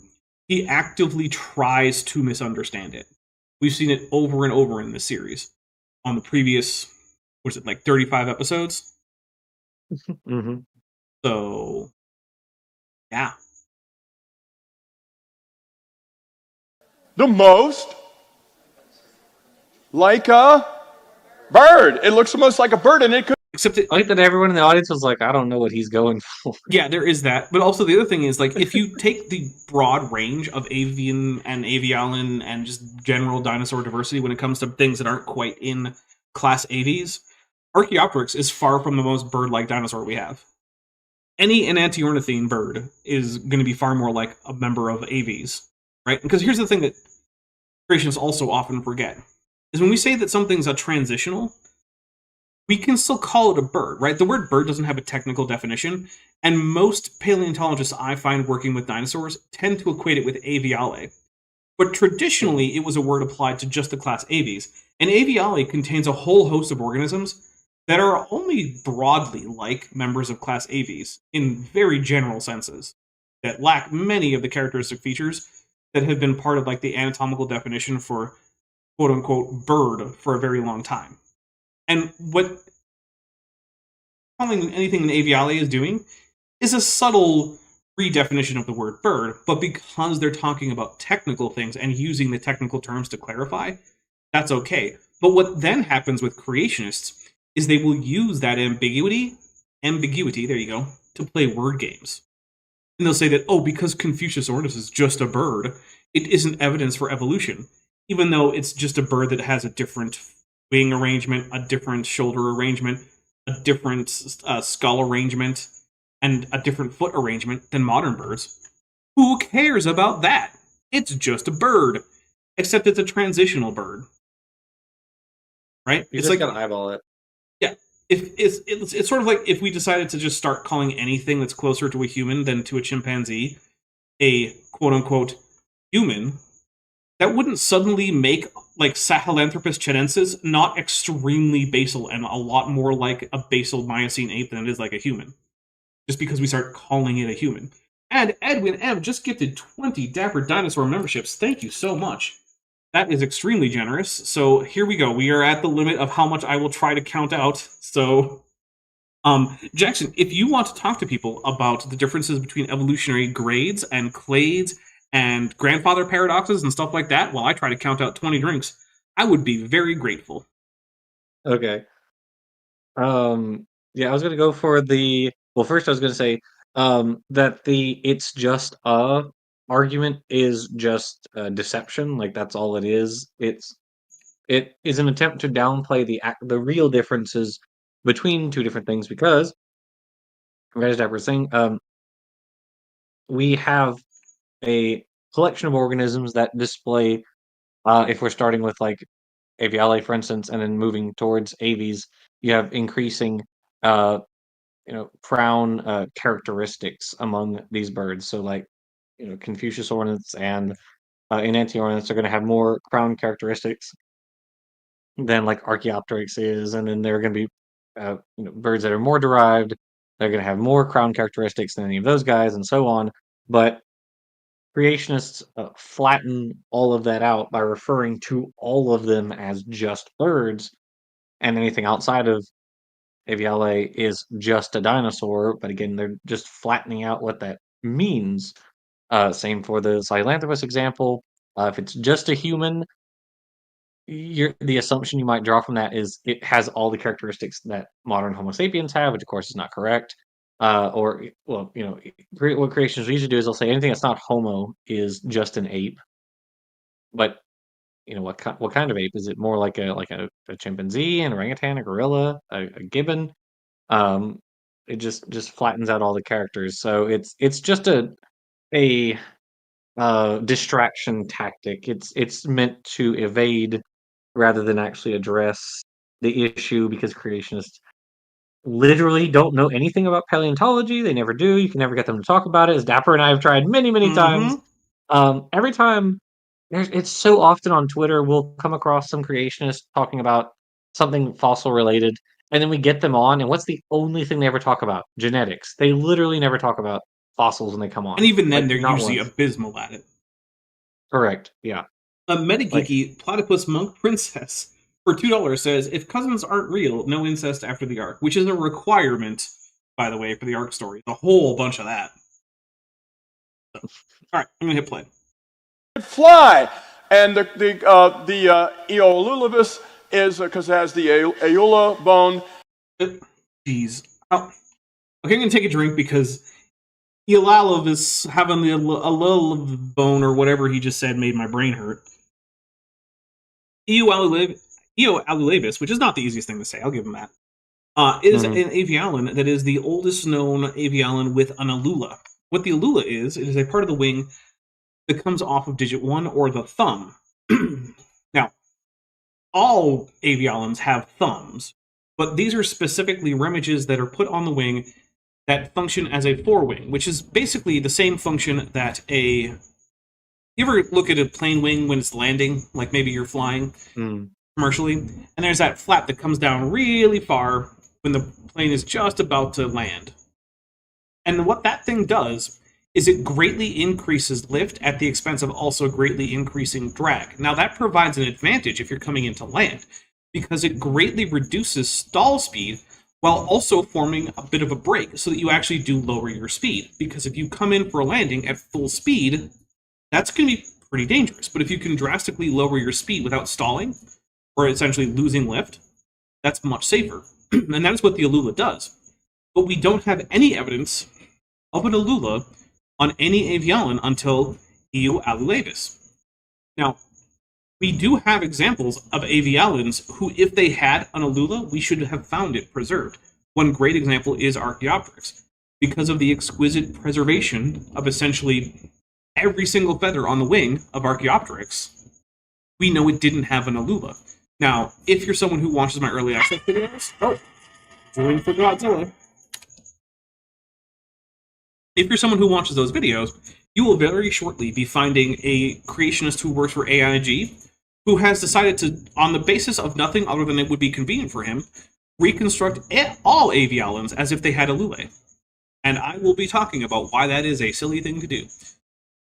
So, yeah, Eolulibus is in fact one of those birds, quote unquote, that is transitional within avialae between the most basal, like avialins and actual modern crown birds. And it is fairly late in the Cretaceous, or maybe it's towards the later part of the Jurassic. I would actually have to double check and look that up. So, but yeah, let's see. Giovanni Sousa Marquez, I'm not entirely sure because I'm not sure exactly which language you were getting that word from, for 5 rands? I do not remember what our dollar is. I will Google it while I read this. Hi, Dapper, I'm a Brazilian reals. That makes sense. It is 5 Brazilian reals. Okay. Hi, Dapper, I'm a Brazilian biologist currently debating in this series with a fiducia lover creationist. Could we collab in a video about his bad works? It is certainly possible. You would have to contact me when I am not currently live so that I can take a look at what you've been working on, any other content that you have, stuff like that. So, that is a contact me. Probably the best ways are on Twitter, Blue Sky, or Discord. Email can work, but I am unreliable at checking my email, we'll be honest. So, yeah, DMing me on Blue Sky or Twitter are really good, especially if you're not in any Discord servers with me. I should have my DMs on both open to at least incoming requests. So, if you put in your initial request to contact me that you're Giovanni Sousa Marquez, then I will almost certainly, at the very least, take a look at what you got. So, I can't guarantee either way, but those are how you get a firmer answer from. 115 million. They put these only in the order that made the story look good. And where did I get these dates? The dates were in the article. The dates were in the article. I mean, Owen and his little brother, Knox, or Micah, is that right? Micah and your little brother Levi. You could have looked in the National Geographic. You don't have to be a scientist like me. You could have read it yourself and you could have seen this. That's crazy. It's almost like did that on purpose or something. Yeah, it's almost like Wild no one's stuff. actually hiding anything from you and they're not lying to you. They tried to hide it from us on the same page as the chart. Those Right. heathens, those deviants. Because that's one of the things, is like creationism very often falls into conspiracy territory, where in order to take the claims of creation seriously, there must be a gigantic worldwide conspiracy among virtually all branches of science to hide the truth of God's word in creation. And yet, that doesn't seem to be the case. They're putting all the data out there, including the data that you think is inconvenient. So which is it? Is there, in fact, a vast conspiracy to hide the evidence of God's word? Or are scientists actually just looking at data, being open with it, and coming to conclusions based on that data? And it seems like it's the latter. So, yeah. The fine print, I got this from the same article. Look, in that article it says here about Archaeopteryx and Proto-Archaeopteryx. Which, by the way, are not particularly closely related, but that's okay. Or at least we don't have great evidence to say they're particularly closely related. The earliest known bird, 150 million year old Archaeopteryx, but then down here they say the 120 million year old Proto-Archaeopteryx. And they admit that it comes 30 million years later. How can it be the granddaddy? This is like saying It's probably not. That's it. It was probably poorly named. Like, look, being poorly named doesn't really mean anything, right? Basilosaurus. That literally means lizard king. Right? Yeah. But the bacillo Sure part does. comes from Greek vasilevs, which means king. And the saurus comes from savros, which means lizard or scaly thing, right? So together, its name means lizard king, because it was initially mistaken as being a reptile. Turns out, it's a whale. And the rules of taxonomy say you don't get to just rename a genus because you found out that your initial name has a meaning that's inconvenient. I have another one. I'll give you another one. Okay. Ambulacraria. I hate that name with a fiery passion. So dumb. It's probably not going anywhere, though. It sure isn't, because the genetics on that are pretty strong. So Yeah. Also, I do hate when people try to come up with new names for taxonomic groups that are bigger than we used to think. Like Cetardiodactyla or Pancrustacea, yeah, or Ava Dinosauria. No. The fact that you found out that insects are crustaceans and that whales are cetaceans generally are artiodactyls and that birds are dinosaurs doesn't mean it's time to rename Cetacea, Crustacea, or Dinosauria.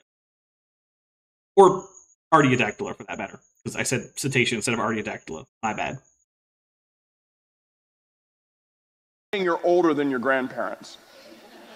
Your grandparents are younger than you, but how do they excuse this?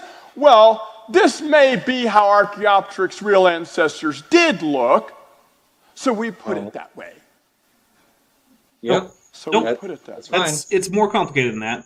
I mean, it's fine in terms of what they did, but it's more complicated than what he's describing. So we're going to take a quick drink, because it's not just that it looks like that's how it should go when we're eyeballing it.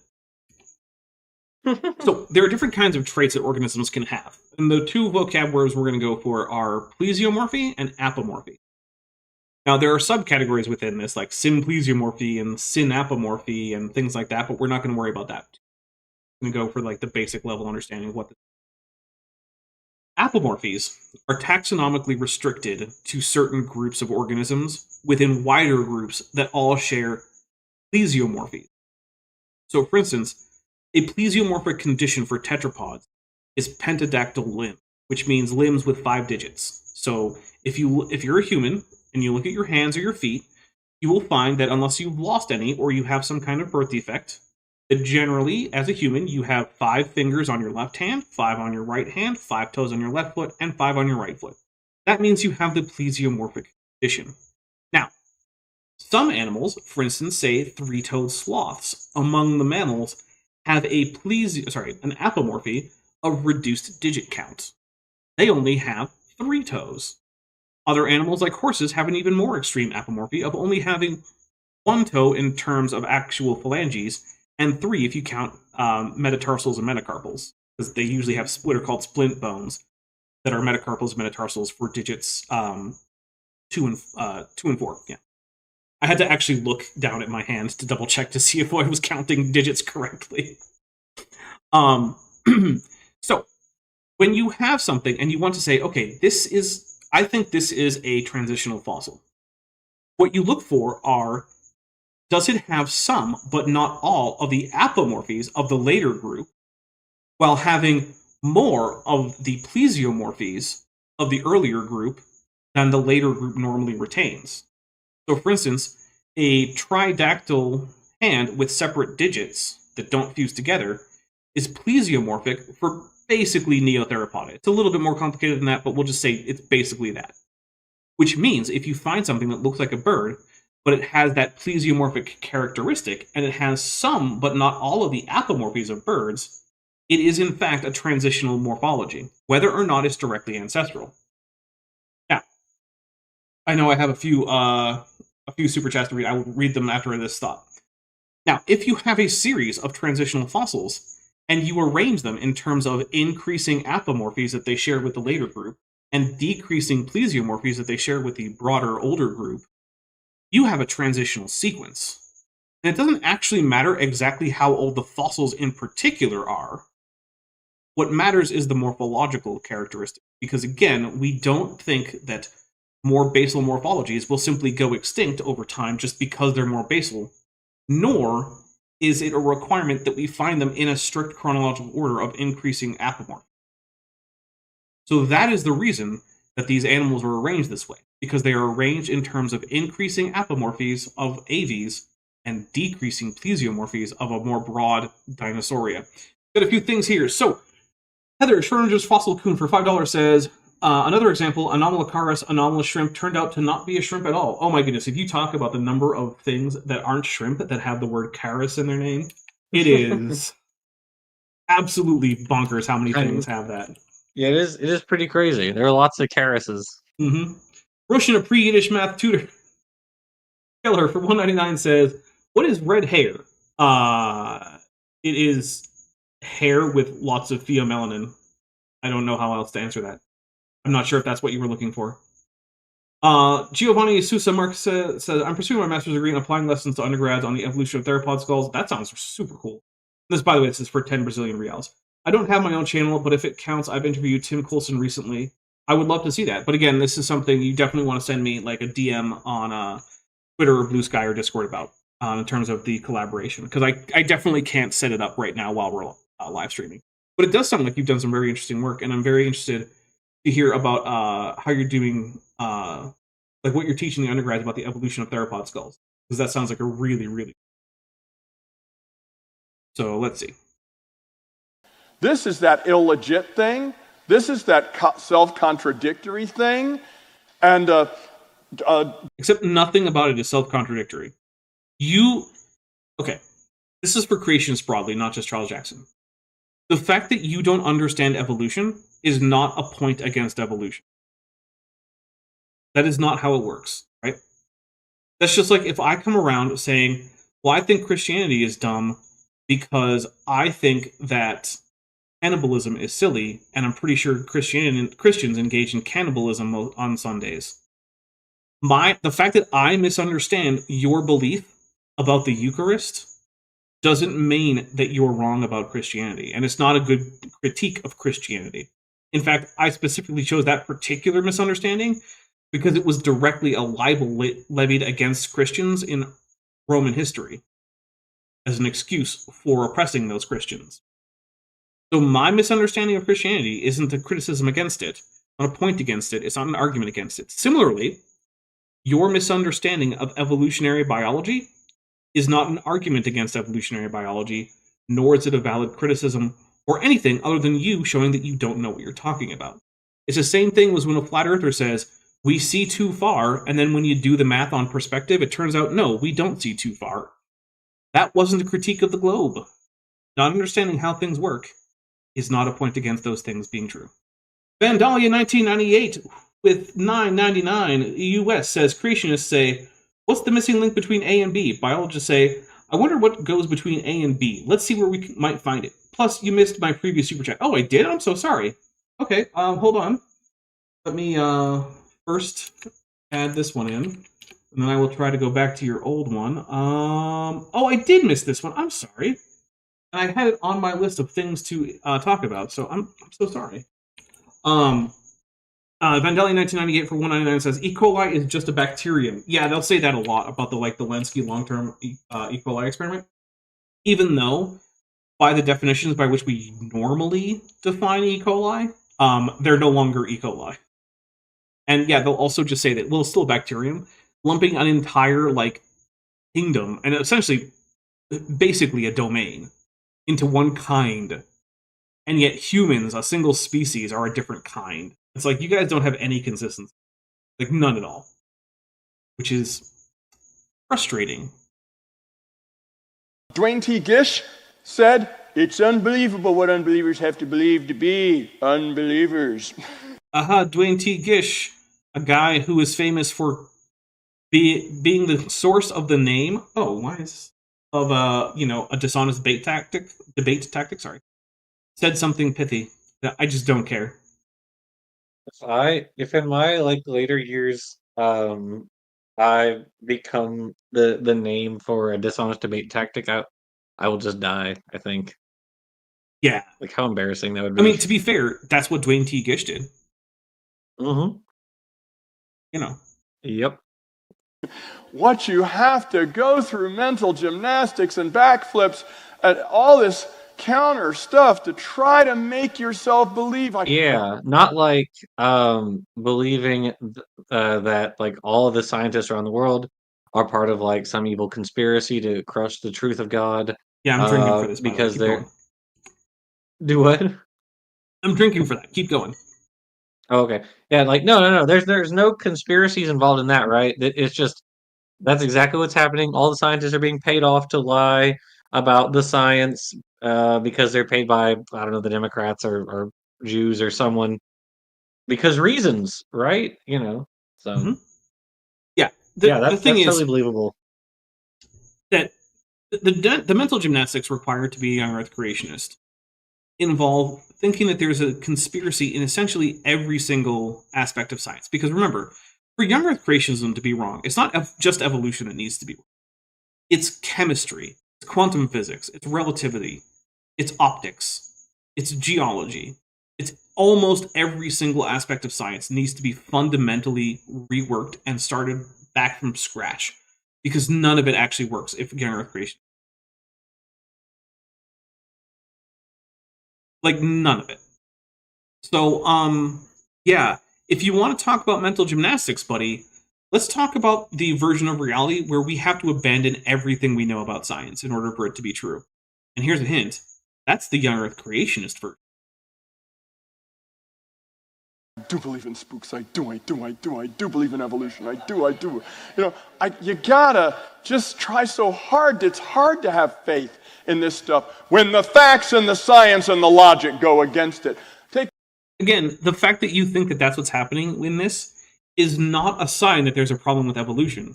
It's a sign that you don't know what you're talking about, Charles Jackson. Which is something we've seen from him over and over and over again, right? Charles Jackson, despite being a Mensa member and despite having 4 degrees, whereas most evolutionary biologists he talks to only have 3, which is a direct quote from him, by the way. Despite all that, Charles Jackson has given ample evidence that either he is lying or he simply does not have a clue about the most basic aspects of evolutionary biology. And currently, I think it's still plausible that he is just ignorant because the things he has degrees in have nothing to do with the subject. So I'm willing to say that he probably didn't come across all this detailed information and, theoretical frameworks in his actual education process. So that is a contrast to people like Andrew Snelling or Timothy Clary or, John Sanford, right? Georgia Purdom, right, who did come across this stuff and who do know better. I know that. I don't know that about Charles Jackson, so I can't say for certain. But at the very least, it's not a good look. Take a look at this Proto-Archaeopteryx and Archaeopteryx. The one in front actually in their own dating method, which I don't believe works, but they do, so it's their problem. It should be 30 million years before, but they put it in front anyway. And there's that quote. Yeah, because it was never a temporal sequence. Look, if I gave you a chart of Egyptian pyramids from biggest to smallest, do you think they would be in chronological order? No, they wouldn't. Pyramids of different sizes were made at different points in history. And while there is a general trend towards bigger as time goes, the trend is frequently violated. Now, if I tell you that it's a list of pyramids over time, then sure, I'm lying to you. But if I tell you this is a chart of pyramids of increasing height, say, then I'm not lying to you. And you pointing out that some of my later pyramids are actually earlier than some of the pyramids that I have earlier on in the chart, that's a nothing. That doesn't mean anything. And that's what Charles Jackson is doing here. He's taking a look at a chart that is tracking morphological change through different specimens from fewest bird apomorphies to most bird apomorphies. And then saying, well, but they're not arranged chronologically. Great, they were never supposed to be. The way you can tell is that it tells you they weren't in the article. Yeah, we don't have agendas. We give you unbiased facts. I just have a problem with that too. I'm sorry. Hath God said, the devil said, oh, throw yourself off the temple. The angels won't let you. Oh, change the stones into bread. Oh, I'll give you all the kingdoms of the world. At least he wasn't lying about that, but it was still a trick to Jesus. You know this cross thing you're about to do? I own all these people. They were given to me. I own their blood. Why are we talking about the temptation of Jesus? Do you not Is there have ever a bad time to talk about the temptation of Jesus? Yeah, when you're trying to talk about whether or not birds are dinosaurs, because literally nothing about that story, no matter how true or not it might be, has any bearing at all. If you want to make the argument that birds aren't dinosaurs, it is a scientific argument about taxonomy. Make taxonomic arguments. I don't care how Satan tempted Jesus.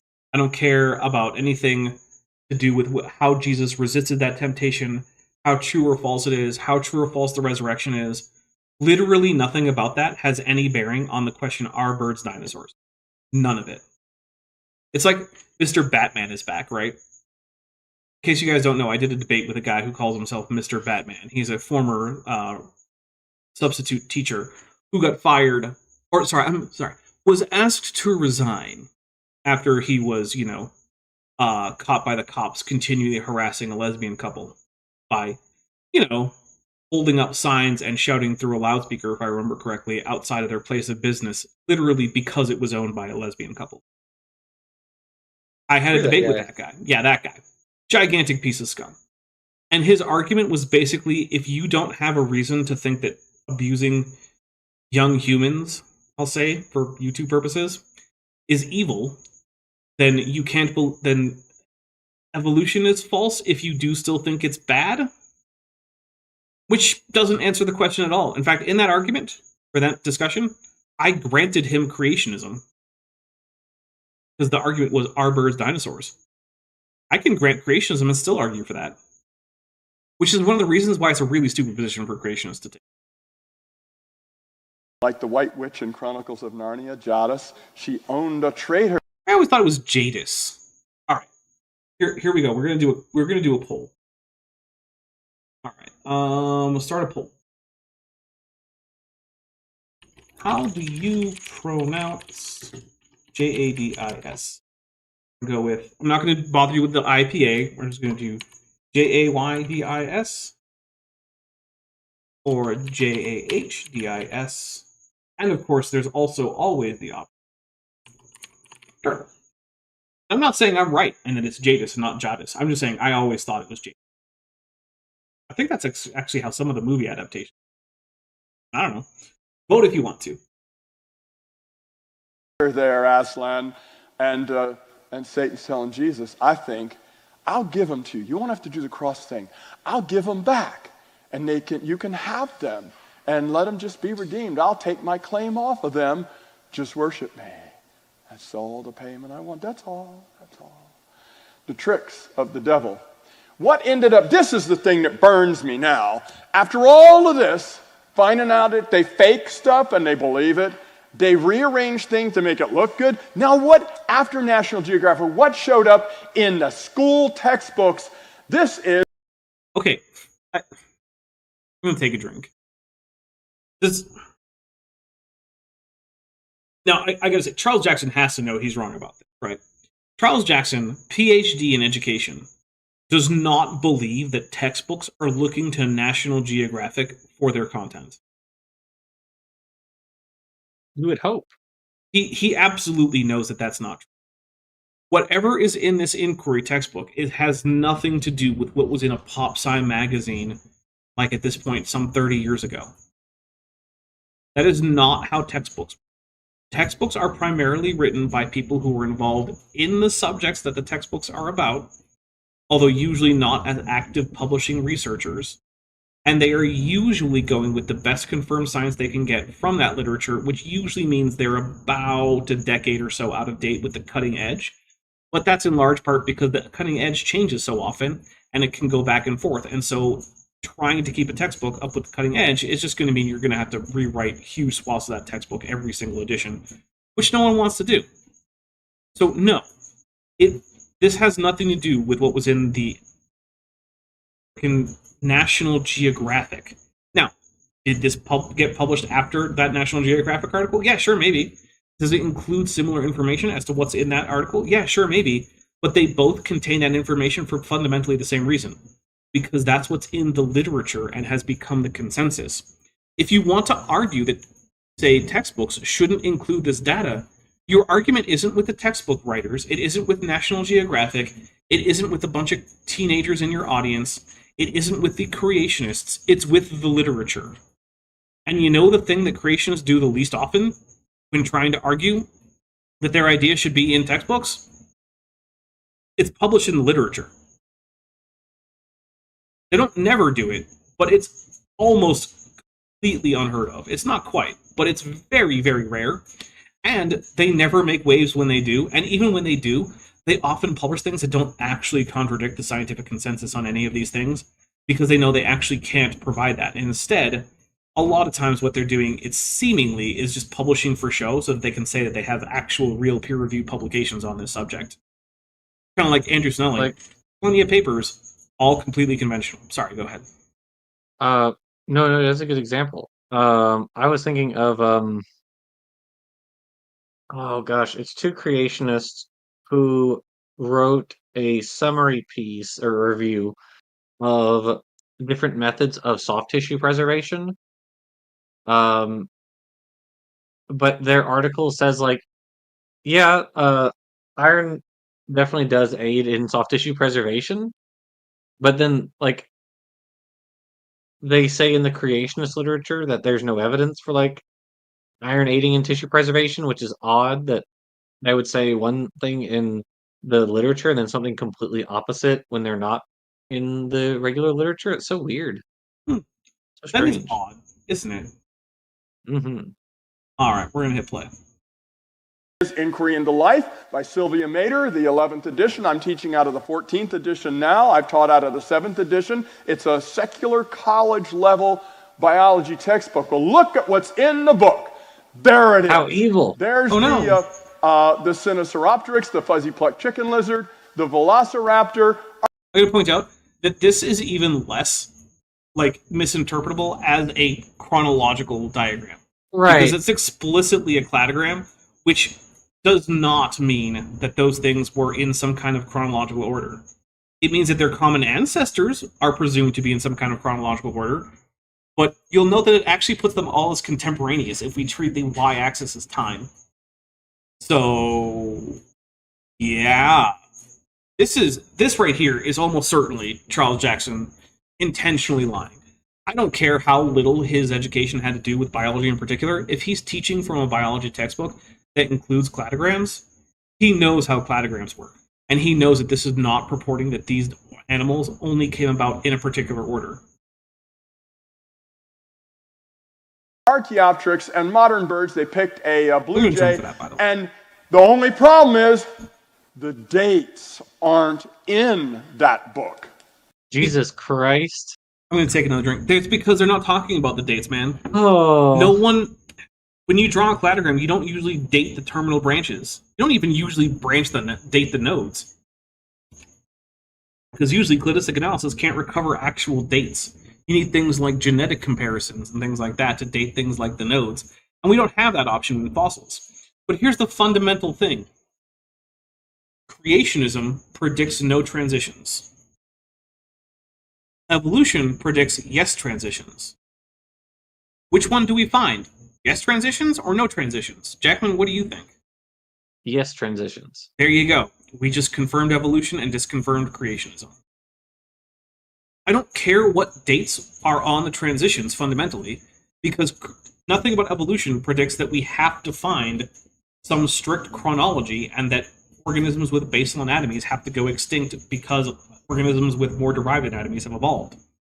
So we don't expect to find them in a strict chronological order from least derived to most derived.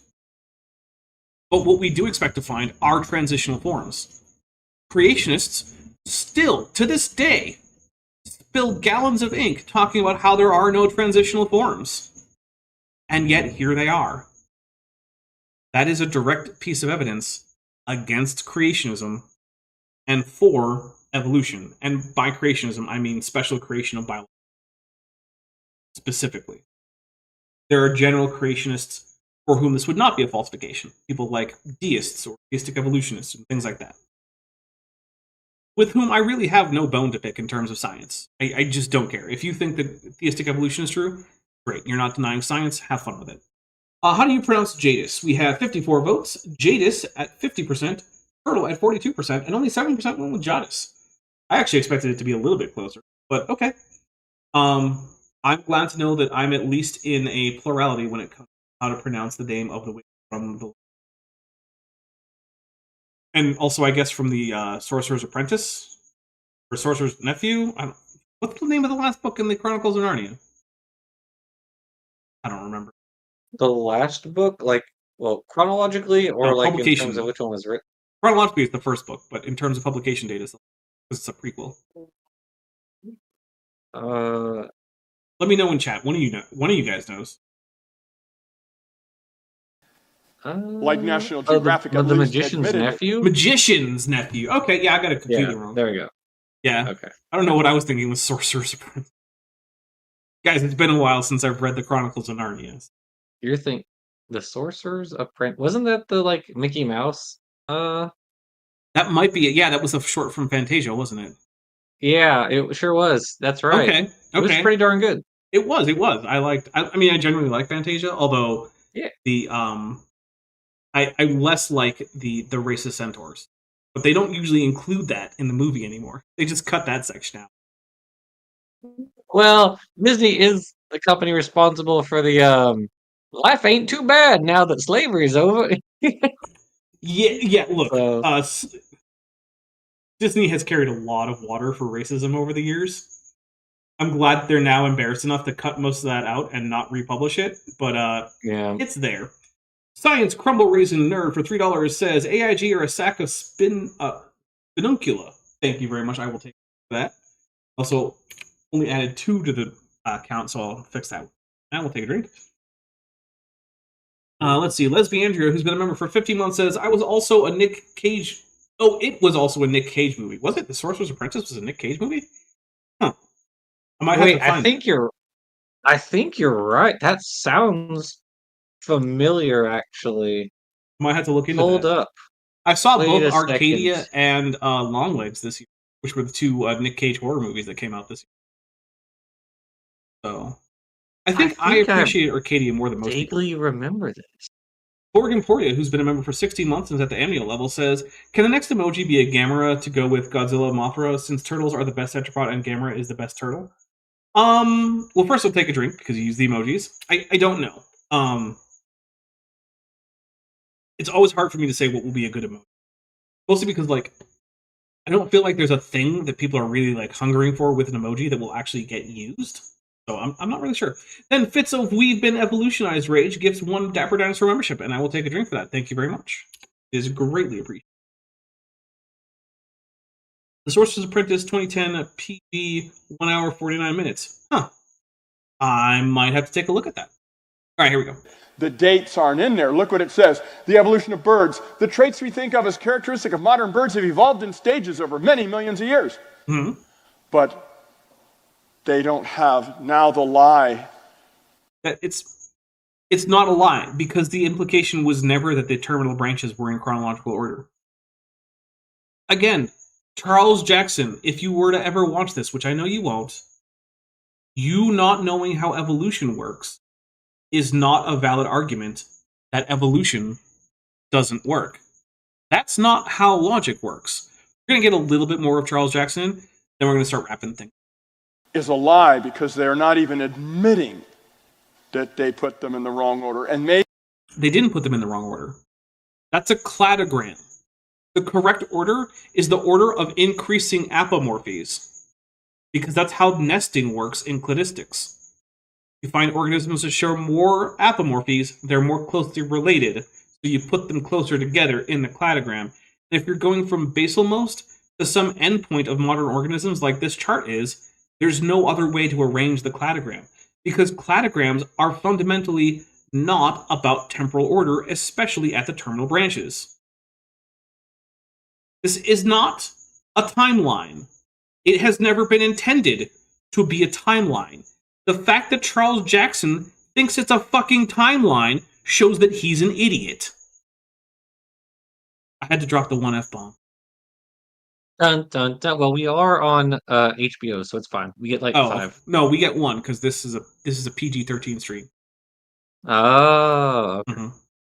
maybe Sylvia Mader and her book don't even know. Maybe they didn't read the whole article in National Geographic, or maybe they did and they're liars. No one is basing their conclusions about avian and avialan cladistics on a National Geographic book. What the hell does Charles Jackson think happens in academic paleontology? Honestly. What is his I don't internal think he picture? does. I guess not, because like he seems to honestly think that all these paleontologists were waiting around to see what they thought about like feathered dinosaurs and aviale and Maniraptora and Peniraptora and Alulavis and all these other groups, Picostylia, whatever, for National Geographic to come around. And until then, just no clue. No idea. But then National Geographic, that venerable peer-reviewed publication came by, let them know just what to think about avian evolution. And now they could finally publish their popular level books and their papers and their textbooks. That has never been how anything has ever worked. National Geographic reports on science. It doesn't do science. An example of it trying to do science is the Archaeoraptor debacle, which shows you why they shouldn't do science, because they're not scientists. They're science reporters. No one is basing science off of what they read in that. Charles Jackson might base it off of that because he's not a scientist, and it's a magazine targeted to non-scientists, but that's not how actual science works. But with that, we're going to start wrapping things up, because I don't know how... First of all, it's been about 2 hours, and I also don't know how much more of Charles Jackson implying that the way that actual scientists get their information that they publish on is by reading National Geographic, which is just mind-bogglingly dumb. It is pretty dumb. That's true. It is almost incomprehensible to me. I would be willing to bet a large sum of money that he has never once picked up technical literature on avian evolution. I would be very surprised. Yeah. Yep. All right. So, If that Jackson, is his take. do you have anything that you want to tell people about before we get out of here? Yes. So you see, sister to the now extinct clade of native North American dogs, there was a cancer that is actually sister to that group of dogs, but the cancer is still around. It's a venereal cancer that dogs can get, and it's kind of wild that cancer is sister to the clade of now extinct North American dogs. That is really wild. But relevant to my channel, well, Thursday I should be back on, presumably. I was not on my channel last week because I was guest appearing on a different channel. I was on a Godless Granny's channel talking about how species are fake. Nice. So that was fun. I enjoyed doing that. Um, RJ and I have now finished chapter 2 of The Rocks Were There, Volume 2. We're working our way through it. I'll be starting on chapter or editing, doing the like final edits of chapter 4. RJ's working on chapter 3 right now. So working on that. So next year, Rocks Volume 2 will come out. Ooh. Nice. So prepare yourselves for that. We will have co-authored both of the most comprehensive creation refuting books in existence. So that's cool. And also right now on the channel, I'm working on the Fruit Fly's Tale. It would be finished today, but there's one paper I need, which I don't have access to. Ooh. And so I'm having to interlibrary loan that paper. Yeah, So I that can can. take a while. Yeah, it usually just takes like a half a week or so. So I'm just gonna have to wait until I can get that paper, and then I can incorporate it. It's on Echinoderm Hawk's genes, Hmm, because those are interesting. whack. I would expect so. Yeah, Echinoderms are wacky with their pentaradial symmetry, which is quite unusual for deuterostomes. You know, them Yeah. being the only the only bilaterians that do this weird pentaradial symmetry. But they're um and so like I can find some papers that talk a little bit about some of where their Hawks genes is situated in the adult form, but there was a paper that came out last year that was like specifically on that topic, and I would like to access that paper. So that's the one thing I'm waiting on. Otherwise, it's finished. So yeah, this Okay. video is going to be all about embryology and how fruit flies helped us learn deeper truths about ourselves. Very cool. All right, let's take a look at what is coming up on this channel. So, tomorrow there is nothing coming out on the channel, but on a Thursday, the Banana Man cometh Ray Comfort is profoundly stupid. My video that is coming out, that is going to be at noon Pacific, 3 p.m. Please do tune in for that. It's going to be great. It's my so far only response to Ray Comfort. Usually his stuff is so stupid, barely even wanting to, because other people will make it more intelligently and more coherently. So, you know, but please do check that out. It's a lot of fun. Ray Comfort is, as I'm sure you're all very aware, an exceptionally stupid person who is exceptionally bad at more or less everything he does, except, I He's pretty suppose, dumb. pandering to a very specific subsection of actions. He's pretty good at that. That's on Thursday. Then on Friday at 5 p.m. Pacific, 8 p.m. Eastern, we will be having Star Trek Adventures with Star Trek Lexington. It'll be episode 6, Splinters of Fire. We already saw the teaser trailer for that. So please go head over to Top Hats Off. If any of my my mods want to post a link to that, that'd be very helpful. Then on Saturday, that is noon Pacific, 3 p.m. Eastern, we're going to be doing Timothy Clary Isn't Trying, in which we continue on with yet another video about how birds aren't dinosaurs, but this time with Timothy Clary and Ivana Semide. I'm sorry if I butchered your name, Ivana. All right, Ivana.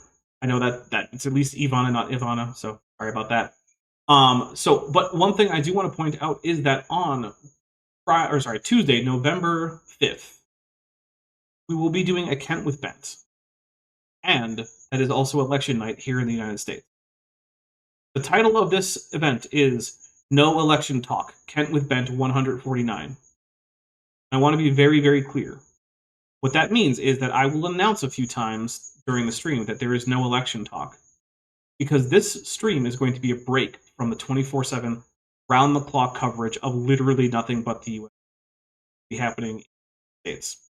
Which means that if you come there and talk about the presidential candidates, election news, current polling, reporting from various districts about what votes have been counted, electoral college vote tallies, any of that stuff, you will be timed out. It is there as a break from all of that stuff. because that's all that a lot of Americans have been thinking about. It's all they'll be thinking about in that week. And at that point, by that time, on November 5th, the votes will be cast, and it will be nothing but waiting. And I want to give people something to do besides obsessing over something they can't afford for at least a couple hours. That is why we're having a no election talk campaign. Come there and do not talk about the election. Sound good? All right. With that, everybody, thank you so much. I really hope you have a wonderful rest of your week. I hope to see you all on Thursday and Friday and Saturday. But with that, we're going to get out of here. Jackson, I hope you also have a wonderful rest of your week. And Yes. bye, everybody. Hey, before you leave, I just want to take a second to thank my patrons and channel members, especially those pledging $20 or above. Ben Tovend, Phil Cavara, Tapioca Weasel, Whispers, North Texas Fossils, John Ackerman, Strawberry Vein, Dr. Tapioca Weasel, Elron Teller, Horseflesh, Ian Chen, Calvin Brostig Van Manen, Landon Knoll, Mabbity Babbity, Sphincter of Doom, and Lawless. It's because of my channel members and patrons whom you're seeing on screen that this channel can stay afloat. Without you, it would all shut down. If you want to join the team, there's a link to join the channel below this video, and there's a link to join the Patreon in the description. On the Patreon, you can get a 10% discount for pledging annually, and either way, you get early access to virtually all of my scripted videos, often 3 to 5 months before they come out for the general public. Thanks for watching.